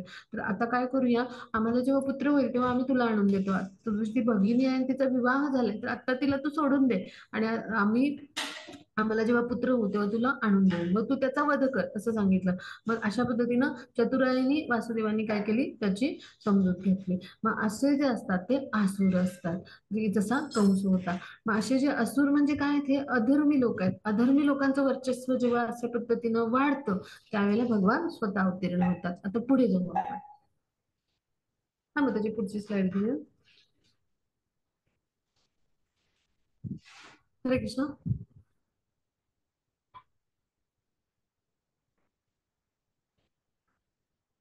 हा, मग त्याची हरे कृष्ण. परित्राणाय साधूनां विनाशाय च दुष्कृतां धर्म संस्थापनार्थाय संभवामि युगे युगे. हरे कृष्ण. हरे कृष्णा. श्रील प्रभुपाद की जय. श्रील प्रभुपाद द्वारा भक्तांचा उद्धार करण्याकरिता आणि दुष्टांचा विनाश करण्याकरिता तसेच धर्माची पुनर्स्थापना करण्याकरिता मी स्वतः युगायुगात प्रगट होतो. हरे कृष्ण माताजी. हरे कृष्ण. मग आता समजून घेऊया की इथं काय म्हटलंय, परित्राणाय साधूंना. साधू म्हणजे कोण, तर असे कृष्ण भावना भावित भक्त भगवंतांचे, असा मनुष्य की जो धार्मिक आहे, भगवंतांचा शुद्ध भक्त आहे, जो भगवंतांची भक्तिमय प्रेममय सेवा करतो. मग असे जे असतात, तर असे जे भक्त आहेत भगवानांचे, तर त्यांचा उद्धार करण्यासाठी, भक्तांचा उद्धार करण्यासाठी काय आहे, तर जे भगवान आहेत तर ते अवतरित होतात. म्हणजे काय की पूर्णपणे कृष्ण भावनेमध्ये जो युक्त आहे व्यक्ती, मग तो अशिक्षित असो नाही तर असंस्कृत, त्याला आपण साधू समजलं पाहिजे. मग आता नास्तिक लोकांविषयी आपण काय म्हणायचं, तर ते दुष्कृता म्हणजे रावण कंस या असुरांचा विनाश करण्यासाठी भगवान यांना अवतरित व्हावं लागलं, हो की नाही. मग आता भगवान यांना या नास्तिक लोकांचा विनाश करायला काही स्वतः अवतरित व्हायची गरज नाही. त्या असुरांचा विनाश करायला त्यांचा एखादा भक्त पण पुरेसे आहे. इतके भगवान यांचे शुद्ध भक्त आणि इतके सामर्थ्यशाली भक्त आहेत, त्यांना काही गरजच नाही, त्यांचे प्रतिनिधीच हे करू शकतील. पण भगवान काय येतात, का अवतरित होतात, तर आपले जे अनन्य भक्त आहेत, असे शुद्ध भक्त आहेत. अनन्य भक्त म्हणजे मनात किंतु परंतु न ठेवता भगवान यांच्यावर दृढ श्रद्धा विश्वास असणारे त्यांचे जे भक्त आहेत, त्यांच्या सांत्वनात म्हणजे त्यांचा उद्धार करण्यासाठी, त्यांच्याविषयी प्रेम आहे त्यांना, त्यांचं सांत्वन करायला विशेष करून ते अवतरित होतात. मग आसुरी लोक भक्तांचा नेहमी छळ करत असतात असे. मग आता एखादा भक्त जर असुरांचा नातलग होता, म्हणजे प्रल्हाद महाराज म्हणजे हिरण्यकशिपूचे पुत्र होते, मग पित्याकडून खूप छळ झाला, मग त्यांचा उद्धार करायला तर ते नरसिंह भगवान यांच्या रूपात आले. किंवा माता देवकी जी आहे, तर त्यांना काय केलं, कंसाने डांबून टाकलं होतं वासुदेवांसह तुरुंगामध्ये. मग दोघांचा खूप छळ केला. मग कंसाचा मुख्यतः वध करायला आणि त्याही पेक्षा देवकीचा उद्धार करायला ते अवतरित झाले. म्हणजे असुरांना ते दंडित करतातच, पण आपल्या भक्तांच्या सांत्वनासाठी, त्यांचा उद्धार करण्यासाठी ते अवतरित झाले. म्हणजे एकाच वेळी हे दोन्ही कार्य त्यांनी केले. म्हणजे भक्तांचा उद्धार आणि दुष्टांचा विनाश करण्यासाठी भगवान अवतरतात. आणि त्याचबरोबर धर्मतत्व आहेत ती भगवान यांनीच निर्माण केली, ती भगवानच काय करू शकतात, पुन्हा त्याची पुनर्स्थापना करू शकतात. त्यांच्याशिवाय अन्य कुणामध्ये ही क्षमता नाहीये की ती धर्मतत्व आहेत तर ती पुनर्स्थापना ते करू शकतील. आणि ह्यासाठी धर्मतत्वांची पुनर्स्थापना जे आहे तर ते भगवान करण्यासाठी ह्या युगामध्ये पुन्हा पुन्हा प्रकट होत असतात. म्हणजे ज्या ज्या वेळी ही आवश्यकता निर्माण होते त्यावेळेला ते प्रकट होत असतात, स्वतःच्या इच्छेने अवतार घेऊन. मग अशाच पद्धतीने कृष्ण भावनेचा प्रचार आणि प्रसार चैतन्य महाप्रभूंनी संकीर्तन आंदोलनाद्वारे कलियुगामध्ये ते अवतीर्ण झाले. करुण अवतारामध्ये त्यांना महावदानय म्हणतात. आणि अशा पद्धतीने त्यांनी श्रीकृष्णांचा जो प्रचार प्रसार आहे, श्रीकृष्णांच्या नामाचा, हरिनामाचा, कृष्ण भक्तीचा प्रचार प्रसार त्यांनी भारतभर सगळ्या केला पहा. आणि भगवंतांचा म्हणजे प्रत्येक अवतार दुष्टांचा वध करेल असं काही नाही, तर अशा पद्धतीचा अवतार काळानुसार युगानुसार त्यांचा जो अवतार आहे त्यानुसार चैतन्य महाप्रभूंचा हा अवतार जो आहे तर त्याला करुणा अवतार आपण म्हणतो, किंवा तो युगा अवतार आहे. तर कलियुगामध्ये झाला की तिथे त्यांनी काय केलं, तर भगवान श्रीकृष्णांच्या पवित्र महामंत्राचा जो प्रचार आणि प्रसार आहे तर तो केला. संकीर्तन आंदोलन त्यांनी उभं केलं पहा. असे वेगवेगळे भगवानांचे अवतार आहेत, पुरुषावतार, गुणावतार, लीलावतार, शक्त्यावेश अवतार, मन्वंतर अवतार. मग त्यापैकी हा युगा अवतार आहे. आता पुढे जाऊ आपण. हा म्हणतो त्याच्या पुढे. हा, आता कृष्णांना आपण जाणून घेण्याचा काय फायदा आहे समजून घेऊया ह्या श्लोकाच्या माध्यमातून. हा म्हणतो हरे कृष्ण. जन्म कर्म च मे दिव्यम् एवं यो वेत्ति तत्त्वतः त्यक्त्वा देहं पुनर्जन्म नैति मामेति सोऽर्जुन. हरे कृष्ण. हरे कृष्ण. श्रील प्रपात की जय. श्री प्रपात द्वारा जो माझ्या जन्माचे आणि कर्माचे दिव्य स्वरूप जाणतो तो देह त्याग केल्यानंतर या भौतिक जगतात पुन्हा जन्म घेत नाही, तर हे अर्जुना तो माझ्या शाश्वत धामाची प्राप्ती करतो. हरे कृष्ण माताजी. हरे कृष्ण. आता समजून घेऊया की भगवान जे आहे तर त्यांच्याविषयी आता आपण हे सगळं जाणून घेऊन आपल्याला फायदा काय होणार आहे, तर भगवान जे आहेत तर त्यांच्या जन्माचं आणि ते कसं येऊन कर्म करतात, जन्माचं म्हणजे ते कसे अवतरित होतात या पृथ्वी तलावर आणि काय कर्म करतात, तर ह्याचं दिव्य स्वरूप जेव्हा एखादा व्यक्ती जाणून घेईल तर त्याला काय होतं, त्याला म्हणजे तो जो व्यक्ती आहे तो जेव्हा वर्तमान देह आपलं जे वर्तमान शरीर आहे याचा तेव्हा त्याग करेल तर तेव्हा तो भगवत धामामध्ये प्रवेश करतो. म्हणजे काय की भौतिक बंधनातून आपल्याला मुक्ती अशी सहज नाही मिळत आहे. निर्विशेषवादी म्हणजे जे भगवान यांच्या निर्विशेष ब्रह्माची उपासना करतात किंवा योगी जे असे वेगवेगळे योग क्रियेद्वारे अष्टांग योगाद्वारे भगवान यांना प्राप्त करण्याचे प्रयत्न करतात, त्यांना अतिशय क्लेश सोसल्यावर अनेक अनेक जन्मानंतर म्हणजे खडतर तप करून तपश्चर्या करून ध्यान करून अशी मुक्ती मिळते. आणि एवढी करून ती मुक्ती मिळते ती कशी ब्रह्मज्योतीमध्ये ते विलीन होतात. म्हणजे ती काही आंशिक मुक्तीच असते. म्हणजे भौतिक जगतात त्यांना पुन्हा परतून येण्याची शक्यता त्याद्वारे असतेच काही आसक्ती राहिली तर. मग आता भगवान यांचं जे शरीर आहे तर त्याचं आणि महत्व म्हणजे त्यांच्याविषयी भगवान कशा पद्धतीनं मनुष्य रूपात येतात ह्या पृथ्वी तलावर आणि कशा लीला करतात हे म्हणजे त्यांचा जन्म आणि कर्म म्हणजेच काय त्यांचं शरीर आणि लीलांचं दिव्य स्वरूप जाणून घेतल्यामुळे एखादा जो भक्त आहे आपल्यासारखा, आता आपण सगळे ऐकतो आहोत, तर आपण वर्तमान जन्मात म्हणजे हे सगळं श्रवण केलं आणि मग आपण जेव्हा देहत्याग करू त्यानंतर आपल्याला भगवत धामाची प्राप्ती येते करता येते. म्हणजे आपल्याला पुन्हा या भौतिक जगतामध्ये परतून यावं लागत नाही. म्हणजे आपण समजून घेऊया की भगवान यांना जाणण्याचे काय फायदे आहेत. तर ते काय म्हणतात, हे अर्जुना, माझ्या शाश्वत धामाची आपण प्राप्ती करू शकतो. शाश्वत धाम म्हणजे भगवत धाम, की जिथून आपल्याला पुन्हा परतून यावं लागणार नाही, जिथून आपल्याला या भौतिक जगतामध्ये येऊन जन्म मृत्यूच्या फेऱ्यामध्ये आपण पुन्हा पुन्हा येणार नाही. पहा म्हणजे अशा पद्धतीनं भगवंतांना जाणल्यामुळं केवळ भगवंतांचं कर्म कसं आहे, भगवान कसे अवतरित होतात त्यांच्याविषयीचे ज्ञान जे आहे दिव्य स्तरावरचं ज्ञान आहे हे घेतल्यामुळं केवळ मनुष्य जन्म मृत्यूच्या फेऱ्यातून मुक्त होतो. पहा आणि मुक्ती प्राप्त करू शकतो. म्हणजे केवढं मोठं वरदान आहे पहा. आणि म्हणून पूर्ण श्रद्धेने आपण भगवान यांना म्हणजे ज्ञानाच्या आधारे म्हणजे जाणलं पाहिजे आणि आपण कृष्ण भावनेचं अनुशीलन किंवा अनुसरण केलं पाहिजे. म्हणजे काय अनुशीलन म्हणजे काय, कृतीच्या स्तरावर आपण जाण्याचं भगवंतांना. अशा पद्धतीने जेव्हा आपण प्रयत्न करतो तेव्हा भगवान कृष्णांच्या आपण कृपेस प्राप्त होऊन शाश्वत धाम म्हणजे भगवत धामाची प्राप्ती करतो. मग इथं चित्रात ही गोष्ट आहे. तर हे जे आहेत तर ते ही जी आहे तर याला दामोदर लीला म्हणतात. तर माता यशोदा ज्या आहेत तर त्यांनी काय केलं, कृष्णांना दोराने असं उखळाला बांधलं होतं. तर त्यांनी काय केलं होतं, लोण्यांची मटकी वगैरे फोडले होते असे बरेच.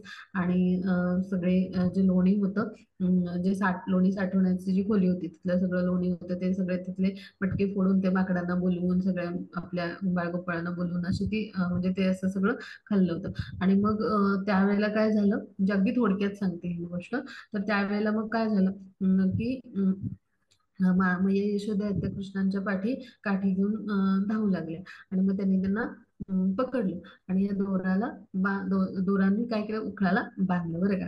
मग आता कृष्णांनी काय केलं, ते भगवान आहेत आता सर्वश्रेष्ठ परमश्रेष्ठ पुरुषोत्तम भगवान, त्यांनी काय केलं, ते उखळ केवढं मोठं आहे पहा त्याच्या सहितच ते रागत रागत त्यांच्या अंगणातून असे एक वृक्ष होते यमलार्जुन म्हणून, तर त्या वृक्षावरून ते असे गेले रांगत रांगत म्हणजे त्या वृक्षाच्या मुळापासून असे त्या उखळ घेऊन. तर मग ही भगवान यांची लीला होती. तर जे कुबेराचे पुत्र होते तर ते शापित होते नारद मुनींकडून आणि त्यामुळं ते नलकुबेर म्हणून जे पुत्र होते तर ते वृक्ष म्हणून भगवंतांच्या अंगणामध्ये उभे होते आणि त्यांचा त्यांनी उद्धार केला अशा पद्धतीनं. आणि त्यांना दिव्य देह प्राप्त झाले आणि त्यांना भगवंताची प्राप्ती झाली. म्हणजे काय की भगवान जे आहेत तर त्यांच्याविषयी आपण जेव्हा जाणतो किंवा त्यांच्या लीलांविषयी जाणतो तर त्यावेळेला काय होतं, शाश्वत अशा भगवत धामाची आपल्याला प्राप्ती होते. मग आता पुढे जाऊ आपण. मग त्याची पुढची आपण स्लाइड घेऊ.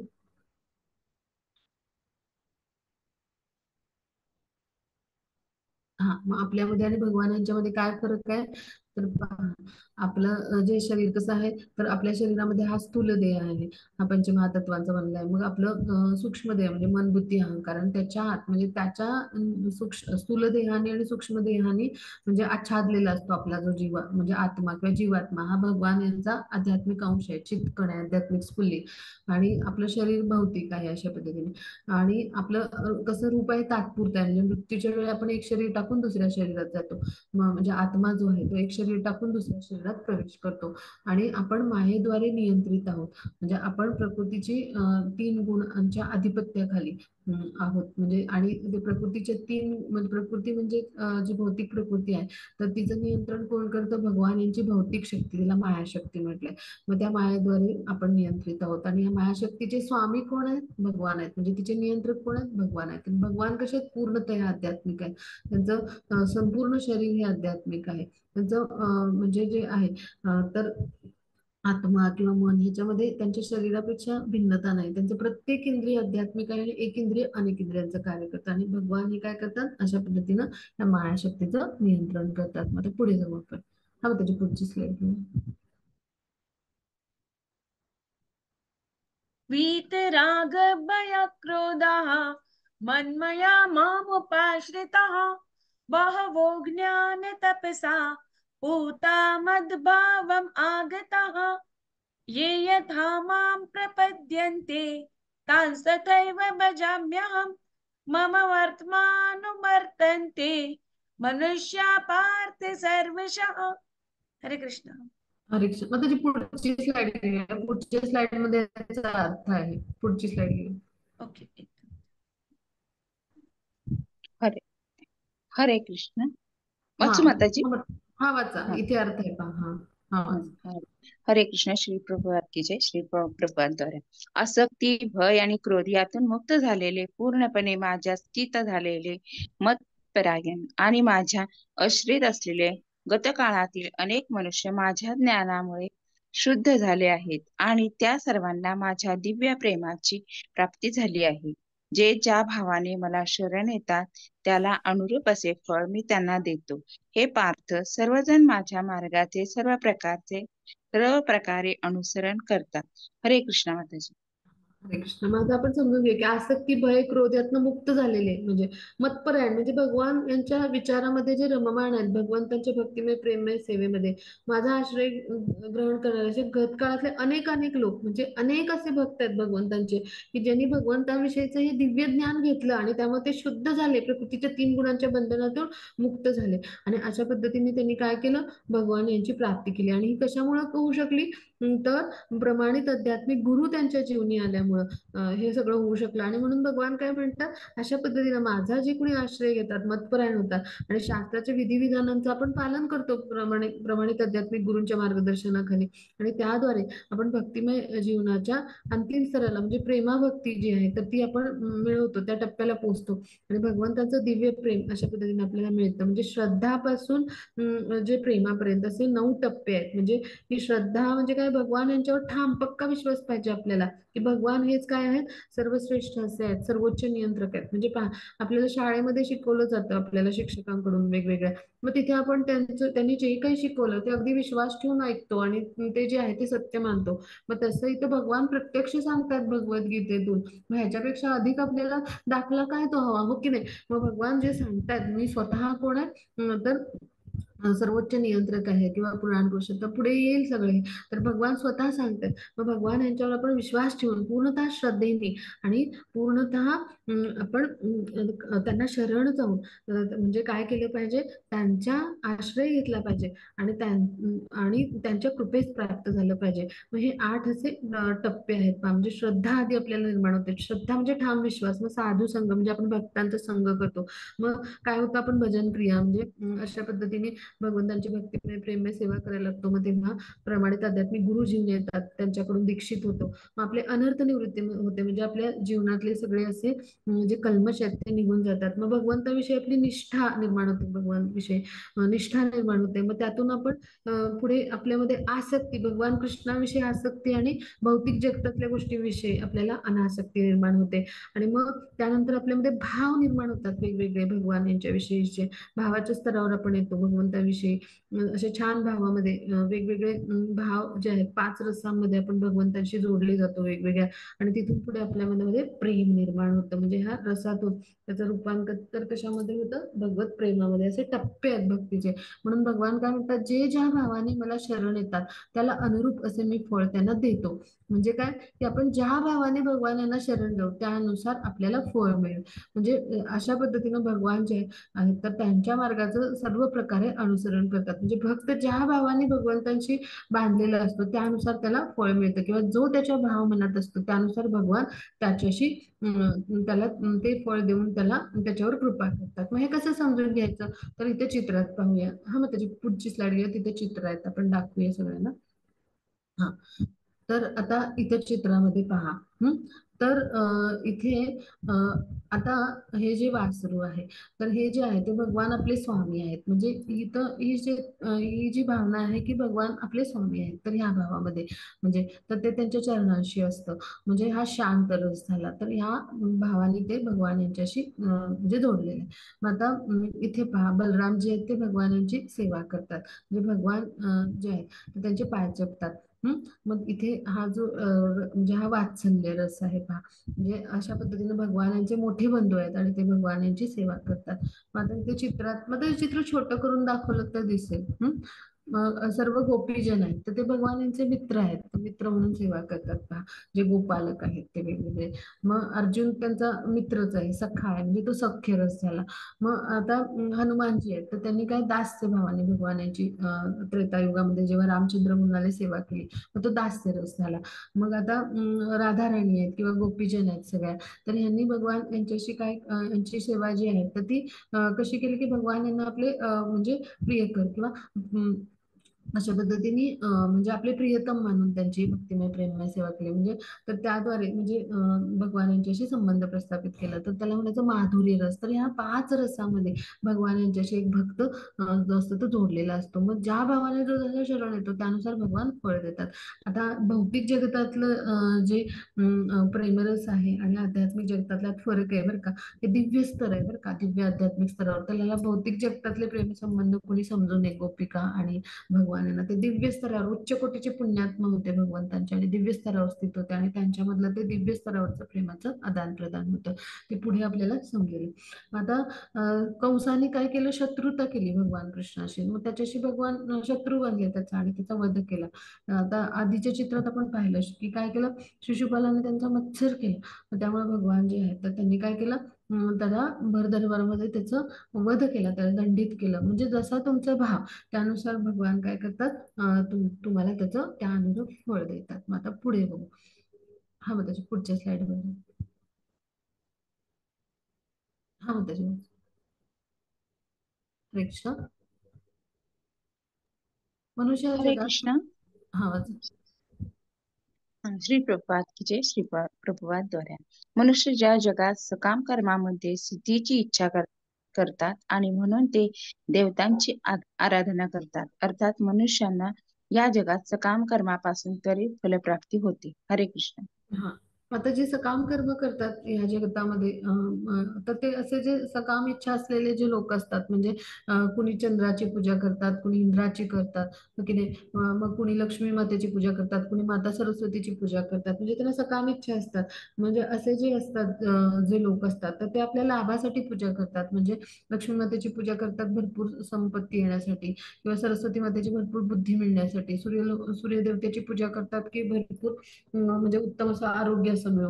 माता पार्वतीची उपासना करतात की उत्तम पत्नी मिळो. म्हणजे अशा जे करतात मग त्यांना ते सकाम इच्छानुसार तेवढं त्या देवतांची आराधना केल्यावर त्यांना लगेच त्याचं फलप्राप्ती होते. कारण देवता हे प्रशासक आहेत, भगवंतांचे उत्तम सेवक आहेत आणि त्यांना या भौतिक शक्तींच्या स्वरूपात ही वरदानं दिलेली आहेत भगवान श्रीकृष्णाने. त्यामुळे ते तुम्हाला वरदान देतात आपल्याला, आणि ते आपल्याला वरदान मिळाल्यामुळे काय होतं, आपली इच्छा जी आहे तर ती पूर्ण होते. पण हे क्षणभंगूर असतात म्हणजे, आणि त्यामुळे काय होतं आपल्याला फलप्राप्ती लगेच होते. पण कसं होतं, ते वरदान संपलं की त्यानंतर काय होतं, म्हणजे ते जे आहे तर ते कर्माचं फळ ते आहे ते नाहीच होतं. आणि जेव्हा प्रलय होतो त्यावेळेला आपल्यासारखेच ही बद्ध जीवात्मे आहेत देवता सुद्धा. त्यामुळे आपल्या सह हे सगळे जीवात्मे जे आहेत तर हे सगळे सुद्धा म्हणजे देवतांची उपासना करणारा भक्त आणि त्यांचं आराध्य हे सगळे जे आहेत तर हे सगळे प्रलयाच्या वेळी नष्ट होतात पहा. म्हणून आपण काय केलं पाहिजे, भगवान श्रीकृष्णांची उपासना केली पाहिजे की जे या सगळ्यांचे स्वामी आहेत. म्हणजे जसं वृक्षाच्या मुळाला पाणी घातलं की त्याच्या पानं फुलं फांद्यानं मिळतात, तर अशा पद्धतीनं जेव्हा आपण भगवान यांची पूजा करू, त्यांची आराधना करू, तेव्हा काय होईल, या देवता सुद्धा संतुष्ट होतील. मग आता आपण पुढे जाऊ. हो, त्याची पुढची स्लाइड घेऊया. हा, मग त्याची पुढची स्लाइड घेऊया. हा, वाचा. हरे कृष्ण. चातुर्वर्ण्यं मया सृष्टं गुणकर्मा विभागशः तस्य कर्तारमपि मां विद्यकर्तारमव्ययम्। हरे कृष्ण। हरे कृष्ण। श्री प्रभुपाद की जय। श्री प्रभुपाद द्वारे भौतिक प्रकृतीचे 3 गुण आणि त्यांना अनुरूप अशा कर्माला अनुसरून मी मानवी समाजाचे 4 विभाग निर्माण केले आहेत आणि ते तू जाणले पाहिजेस की जर मी या व्यवस्थेचा करता असलो तरीही मी अव्ययी असल्यामुळे अकर्ताच आहे। हरे कृष्ण। हरे कृष्ण. मग भौतिक प्रकृतीचे जे 3 गुण आहेत तर त्यांना अनुरूप असे म्हणजे 3 गुणांना अनुरूप म्हणजे त्या 3 गुणांनुसार कर्म कसं होईल एखाद्या मनुष्याचं तर त्यानुसार भगवाननी काय केलंय चातुर्वर्ण व्यवस्था निर्माण केली म्हणजे वर्णाश्रम व्यवस्था निर्माण केली गुणकर्मानुसार कसं कर्म होईल आणि त्यानुसार मग हे 4 भाग केलेले आहेत म्हणजे ब्राह्मण वर्ण क्षत्रिय वर्ण वैश्य वर्ण आणि क्षुद्र वर्ण आणि मग ह्या सगळ्या व्यवस्थेचं करता म्हणजे ही सगळी व्यवस्था भगवान यांनी निर्माण केली वर्णाश्रम व्यवस्था मग करता जरी भगवान असले तरी भगवान कसे आहेत तर अव्ययी असल्यामुळे अकर्ता म्हणजे भगवान जे आहे तर ते नष्ट न होणारे आहेत पहा म्हणजे अपरिवर्तनीय किंवा नष्ट न होणारे असे अविनाशी आहेत आणि त्याचबरोबर अव्ययी पण आहेत म्हणजे अपरिवर्तनीय म्हणजे भगवान यांच्यामध्ये ह्या कशाचा बदल होत नाही किंवा भगवान या सगळ्याच्या पलीकडे आहेत हे वर्णाश्रम व्यवस्थेच्या आणि त्यामुळे सगळं काही करून सुद्धा भगवान या सगळ्यापासून अलिप्त असतात म्हणजे अकर्ताच राहतात पहा म्हणजे अशा पद्धतीनं 3 गुणांच्या पलीकडे भगवान असल्यामुळे हे सगळं निर्माण करतात पण त्यांच्यावर या 3 गुणांचा किंवा वर्णाश्रम व्यवस्थेचा कुठलाही असर होत नाही त्याच्या पलीकडे असे भगवान आहेत आणि ते कसे आहेत तर मुक्तात्मा आहेत आणि ते कसे आहेत पूर्णतः आध्यात्मिक परिपूर्ण असे भगवान आहेत आणि सच्चिदानंद आहेत आणि त्यामुळे ते अव्यय असल्यामुळे अकर्ता म्हणून राहतात आता समजून घेऊया ब्राह्मण वर्णाचे लोक म्हणजे सत्वगुणी असतात त्यांना ब्राह्मण म्हटलं जातं म्हणजे ते कसे असतात तर अत्यंत म्हणजे शुद्ध म्हणजे जे असं त्यांचं वर्तन असतं म्हणजे सत्वगुणी कृती सगळ्या मग आता प्रशासकीय वर्ग म्हणजे त्याला क्षत्रिय म्हटलं जातं तर ते रजोगुणामध्ये स्थित असतात मग वैश्य म्हणजे काही व्यापारी वर्गातले लोक की कृषी गोरक्षा वाणिज्य असं तर ते रजोगुण आणि तमोगुणाचं मिश्रण आहे आणि शूद्र म्हणजे कर्मचारी वर्ग म्हणजे ही सगळी जी वर्णाची लोक आहेत या 3 वर्णाची यांची ते काय करतात सेवा करतात आता पुढे जाऊ आपण त्याची पुढची स्लाइड घेऊया हरे कृष्ण। हा. न मां कर्माणि लिम्पन्ति न मे कर्म फले स्पृहा इति मां योऽभिजानाति कर्मभिर्न सबध्यते। हरे कृष्ण। हरे हरे कृष्ण। श्री प्रभुपाद की जय। श्री प्रभुपाद कोणत्याही कर्माने मी बद्ध होत नाही तसेच मला कर्मफलाची आकांक्षाही नाही जो माझ्याबद्दलचे हे सत्य जाणतो तो सुद्धा कर्मफलांनी बद्ध होत नाही। हरे कृष्ण। हरे कृष्ण मग आता इथे समजून घेऊया की कोणत्याही कर्माने भगवान कधी बद्ध होत नाहीत म्हणजे काय की भगवान जे आहेत तर हे कुठल्याही कर्मफळाने बद्ध होत नाहीत कारण भगवान कसे आहेत तर पुराण पुरुष आदी पुरुष असे आपले कोणात सर्वोच्च नियंत्रक आहेत परम पुरुष आहेत पुरुषोत्तम आहेत त्यामुळे कुठल्याही कर्माने भगवान बद्ध तर होत नाहीत किंवा कुठल्याही कर्मफळाची अपेक्षा नाही करत म्हणजे असे जे असतात म्हणजे भगवान जे आहे तर भगवान यांचं हे जे स्वरूप आहे हे जे कोणी असे भक्त जाणतात तर ते सुद्धा कर्मफळाने बद्ध होत नाहीत म्हणजे भगवान यांना जाणल्याचा फायदा पहा म्हणजे काय की आपण समजून घेऊ की भौतिक जगत हे कसं आहे घटनाबद्ध म्हणजे असं त्यातले नियम आहेत आणि नियमाद्वारे आपल्याला समजतं की म्हणजे हे समजून येईल की कुठलाही राजा जो आहे तर तो कधी राष्ट्र नियमांच्या अधीन नाही मग तसंच आहे भगवान या भौतिक जगाचे निर्माता आहेत पण ह्या भौतिक जगताच्या कार्यामुळे भगवान प्रभावित होत नाहीत सृष्टीची निर्मिती करून ते अलिप्त राहतात आणि अशा पद्धतीने म्हणजे हे जे सत्य आहे भगवान यांच्याबद्दलचं की भगवान हे सगळं निर्माण करतात आपल्याविषयी पण कुठल्याही फळाची अपेक्षा करत नाहीत आणि आपल्यापासून अलिप्त राहतात तर हे जे जाणतो तर असा मनुष्य सुद्धा म्हणजे कर्मफळांनी बद्ध होत नाही कारण भगवान स्वतःमध्येच पूर्ण असले आहेत आणि त्यामुळे त्यांना अशा तथाकथित स्वर्गीय सुखांचं कधी आकर्षण नसतं पहा आणि त्यांच्या सेवेमध्ये हे देवदेवता सगळे नेमलेले सेवक आहेत मग त्या म्हणजे कसं हे तर समजून घेऊ की भगवान जे आहेत तर ते हे सगळ्या भौतिक सृष्टीची निर्मिती करतात आणि आपल्याला उपयोगी असणाऱ्या सगळ्या वस्तू देतात जे उपलब्ध करून देतात मग तिथे भगवान जे आहेत तर ते तिथं कुठलाही पक्ष म्हणजे तिथं कुठलीही ढवळाढवळ करत नाहीत किंवा त्या कुठल्याही गोष्टीमध्ये भगवान जे आहेत तर ते तिथं कुठली आकांक्षा बाळगत नाहीत पहा मग अशा पद्धतीनं म्हणजे भगवान काय करतात की आपल्याला सगळं उपलब्ध करून देतात पण स्वतःच्या कर्माचं दायित्व जीवावर स्वतःवरच अवलंबून कोण असतं पहा. आणि जो कोणी मग भगवान जे आहे तर त्यांच्या दिव्य स्वरूपाचं किंवा ते का अवतरित होतात आणि हे सगळं जाणतो का, आणि ते येऊन काय कार्य करतात, त्यांचा जन्म कशासाठी होतं, ते कर्म काय करतात हे जाणतो. तो कर्मफळांनी कधीही बद्ध होत नाही, कारण जेव्हा तो भगवानांचं दिव्य स्वरूप जाणतो तेव्हा तो काय करतो, भगवानांच्या भक्तिमय प्रेममय सेवेमध्ये स्वतःला रममाण करतो. मग असा जो भक्त असतो तर तो भक्त त्यामुळे या सेवेमुळे भगवानांच्या दिव्य अशा त्याच्याकडून जी घडती सेवा घडत जाते भगवानांची दिव्य अशी भक्तिमय प्रेममय सेवा, तर त्यामुळे ह्या कर्मफळांपासून मुक्त होतो पहा. आता पुढे जाऊ आपण.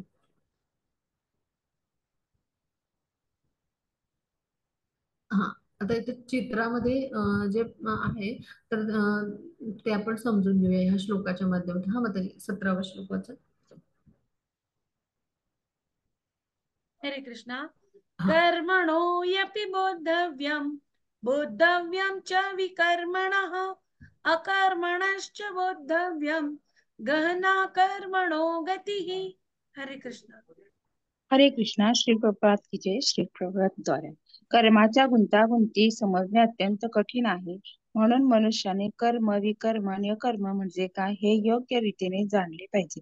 हरे कृष्ण. हा, आता कर्म अकर्म आणि विकर्म हे आपण समजून घेऊया. जरा गुंतागुंतीचं आपण समजून घेऊया. कर्म म्हणजे काय, की आपण जे आपलं नियत कर्म किंवा कर्तव्य कर्म जे शास्त्रसंमत कर्म आहे ते करतो, त्याला म्हणायचं म्हणजे नियत कर्म किंवा कर्म असं आपण म्हटलं जातं, किंवा ते म्हणजे आपण जे करतो ते आपली प्रिस्क्राईब्ड ड्युटी. मग अकर्म म्हणजे काय, की बिलकुलच म्हणजे ज्या कर्माला पाप आणि पुण्य असा कुठलाही म्हणजे परिणाम नाही, त्यालाही अकर्म म्हणतात. आणि काहीच कर्म न करणं ह्यालाही अकर्म म्हणतात. अकर्माचे दोन अर्थ आहेत बरं का.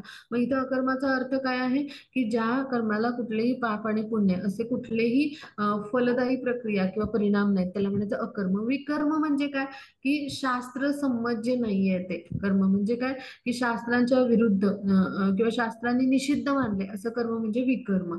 मग आता हे सगळं आपण योग्य रीतीने जाणलं पाहिजे असं इथे या श्लोकामध्ये म्हणलंय. म्हणजे काय, की आपण आता 4 धर्माचे स्तंभ अभ्यासलेत, हो की नाही. मग त्यानुसार आपण मांसाहार करू नये, आपण अयोग्य मार्गाने अर्थार्जन करू नये, त्यानंतर आपण अल्कोहोल किंवा अशा पद्धतीचं कुठलाही व्यसनाधीनता आपल्यामध्ये असू नये, किंवा आपण गृहस्थाश्रमामध्ये असू तर अनैतिक संबंध असे स्त्री पुरुषांचे, विवाहित स्त्री किंवा पुरुष आहेत त्यांचे इतर स्त्री किंवा पुरुषांशी किंवा परस्त्री किंवा परपुरुषाशी असू नये. तर हे धर्माचे 4 स्तंभ आहेत. त्याद्वारे आपण काय करत असतो, तर अशा पद्धतीनं शास्त्रसंमत आचरण करत असतो. मग आता अशा पद्धतीचं जो आचरण करत नाही तर त्याचं काय होतं ते इथं आपण समजून घेऊया या चित्राद्वारे. काय इथं जे चित्र आहे, तर आता जी स्त्री आहे समजा ती असे म्हणजे कपडे फारसे घालत नाहीये, वापरत नाहीये, आपले अंग म्हणजे जे आहे तर ते आपले अंग उघडीच टाकते. मग तिला भगवान काय म्हणतो, की तू आता दिवस रात्र मग तू आता म्हणजे कसं उन्हा पावसात म्हणजे तू असं उघडाच राहा, आणि अशा पद्धतीचं त्याला पुढचं जीवन मिळतं. म्हणजे त्याला वृक्ष बनवलं जातं, म्हणजे वृक्ष बनते ती म्हणजे व्यक्ती आहे ती. आणि त्यामुळे दिवस रात्र ऊन पाऊस तर तो उघडाच राहतो, उन्हामध्ये पावसामध्ये थंडीमध्ये. मग आता एखादा व्यक्ती मांसाहार करत असतो, मग त्याला भगवान म्हणतात तू आपला मांसाहारी पशुच हो. मग तो वाघ असा हिंस्त्र पशु म्हणजे पशुबद्ध वाघ सिंह याच्यासारखा, आणि तो कायम मांसाहारच करत राहतो. मग अशा पद्धतीने त्याचं पतन होतं. मग एखाद्या व्यक्तीला अशी खूप झोपायची सवय असते, आळशी असतो तो खूप, मग त्याला पुढचा जन्म अस्वलाचा मिळतो. मग एखाद्या व्यक्तीला असं खूप मांसाहार, सगळी विलास सुख सगळी म्हणजे असं म्हणजे सगळ्या प्रकारच्या विलासी सवयी असतात, म्हणजे मद्यपान करेल, भरपूर स्त्रियांशी संभोग करेल, मांसाहार करेल, म्हणजे अशा सगळ्याच सोयी म्हणजे वेगवेगळ्या मार्गाने चुकीच्या मार्गाने अर्थार्जन करेल. मग त्याला मग पुढचा जन्म जो असतो तर तो डुकराचा मिळतो. म्हणजे डुक्कर काय करतो, अनेक डुकरींशी तो संभोग करतो आणि चिखलामध्ये लोळत असतो आणि विष्ठा खातो. मग अशा पद्धतीचं जीवन मिळतं. म्हणजे आपलं जे कर्म असतं तर त्यानुसार आपल्याला पुढच्या जन्मामध्ये जन्म मिळतो. म्हणजे आपला वर्तमान जन्म हा पुढच्या जन्माची तयारी असते पहा. आता पुढे जाऊ आपण. हा मग त्याची पुढची स्लाइड.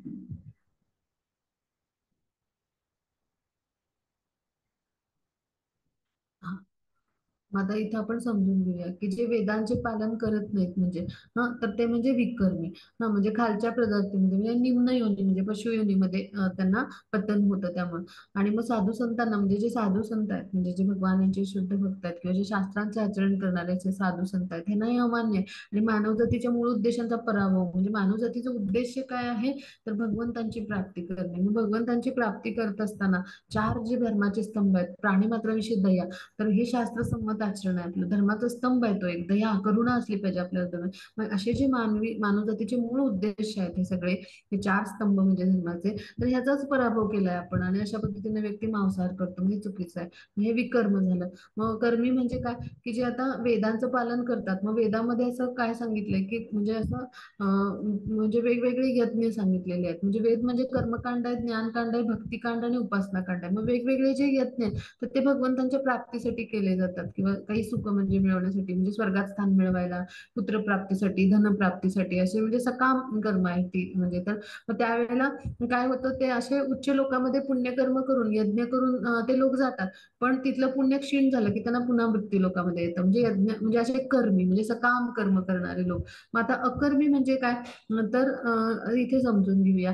इथे पहा की कृष्ण भक्ती जे आहे तर ते त्यांना समजलेले असते. म्हणजे त्यांना समजलेलं असतं की कृष्णांची भक्तिमय प्रेममय सेवा करायची, आणि त्याद्वारे आपण म्हणजे भगवंतांच्या कृपेस प्राप्त व्हायचं. म्हणजे असं कुठलंही कर्म आपण करता कामा नये की ज्याला फलदायी परिणाम असेल, हे त्यांनी ज्ञानाने जाणलेलं असतं. हे जे भगवंतांविषयीचं ज्ञान आहे ते घेऊन, म्हणजे अकर्म म्हणजे काय, त्याला कुठलाही पाप आणि पुण्याचा परिणाम नसतो. मग हे म्हणजे किंवा असा फलदायी परिणाम नसतो. मग असं कर्म करायची कला ज्यांनी जाणलेली असते, मग तर ते काय ते जाणतात की जर असं फलदायी परिणाम निर्माण झाला तर पुन्हा पुन्हा जन्म मृत्यूच्या फेऱ्यात आपल्याला यायला लागेल. मग असे जे असतात ते कृष्ण भक्ती म्हणजे भक्तीच्या किंवा कृष्ण सेवेच्या व्यासपीठावर आलेले असतात. मग असे कोण असतात, असे स्थित झालेले, तर त्यांचं उदाहरण म्हणजे नारद मुनी. त्यांनी आयुष्यभर काय केलं, श्रीकृष्णांची भक्तिमय प्रेममय सेवा केली. पहा, नारायण नारायण त्यांच्या मुखात नाव असायचं. म्हणजे भगवंतांचे ते उच्च कोटीचे भक्त आहेत, आणि त्यांना भगवंतांनी वरदान दिलेलं आहे, ते कुठल्याही लोकांमध्ये कधीही भ्रमण करू शकतात. आणि ते भक्तीचा प्रचार त्यांनी केला. पहा, आणि अशा पद्धतीने त्यांचे उत्तम उत्तम शिष्य बनवले. प्रल्हाद महाराज आहेत, ध्रुव महाराज, असे अनेकांना त्यांनी भगवंतांची भक्ती जे आहे तर ते प्रदान करण्यासाठी त्यांना सहकार्य केलं, त्यांना मार्गदर्शन केलं. मग असे जे असतात ते अकर्मी. अकर्मी म्हणजे काय, कुठलाही फलदायी परिणाम होईल असं ते कार्य करत नाहीत. प्रत्येक कार्य त्यांचं भक्ती सेवा म्हणजे कृष्णांच्या संतुष्टीसाठी केलं गेलेलं कार्य होतं. आता पुढे जाऊ आपण.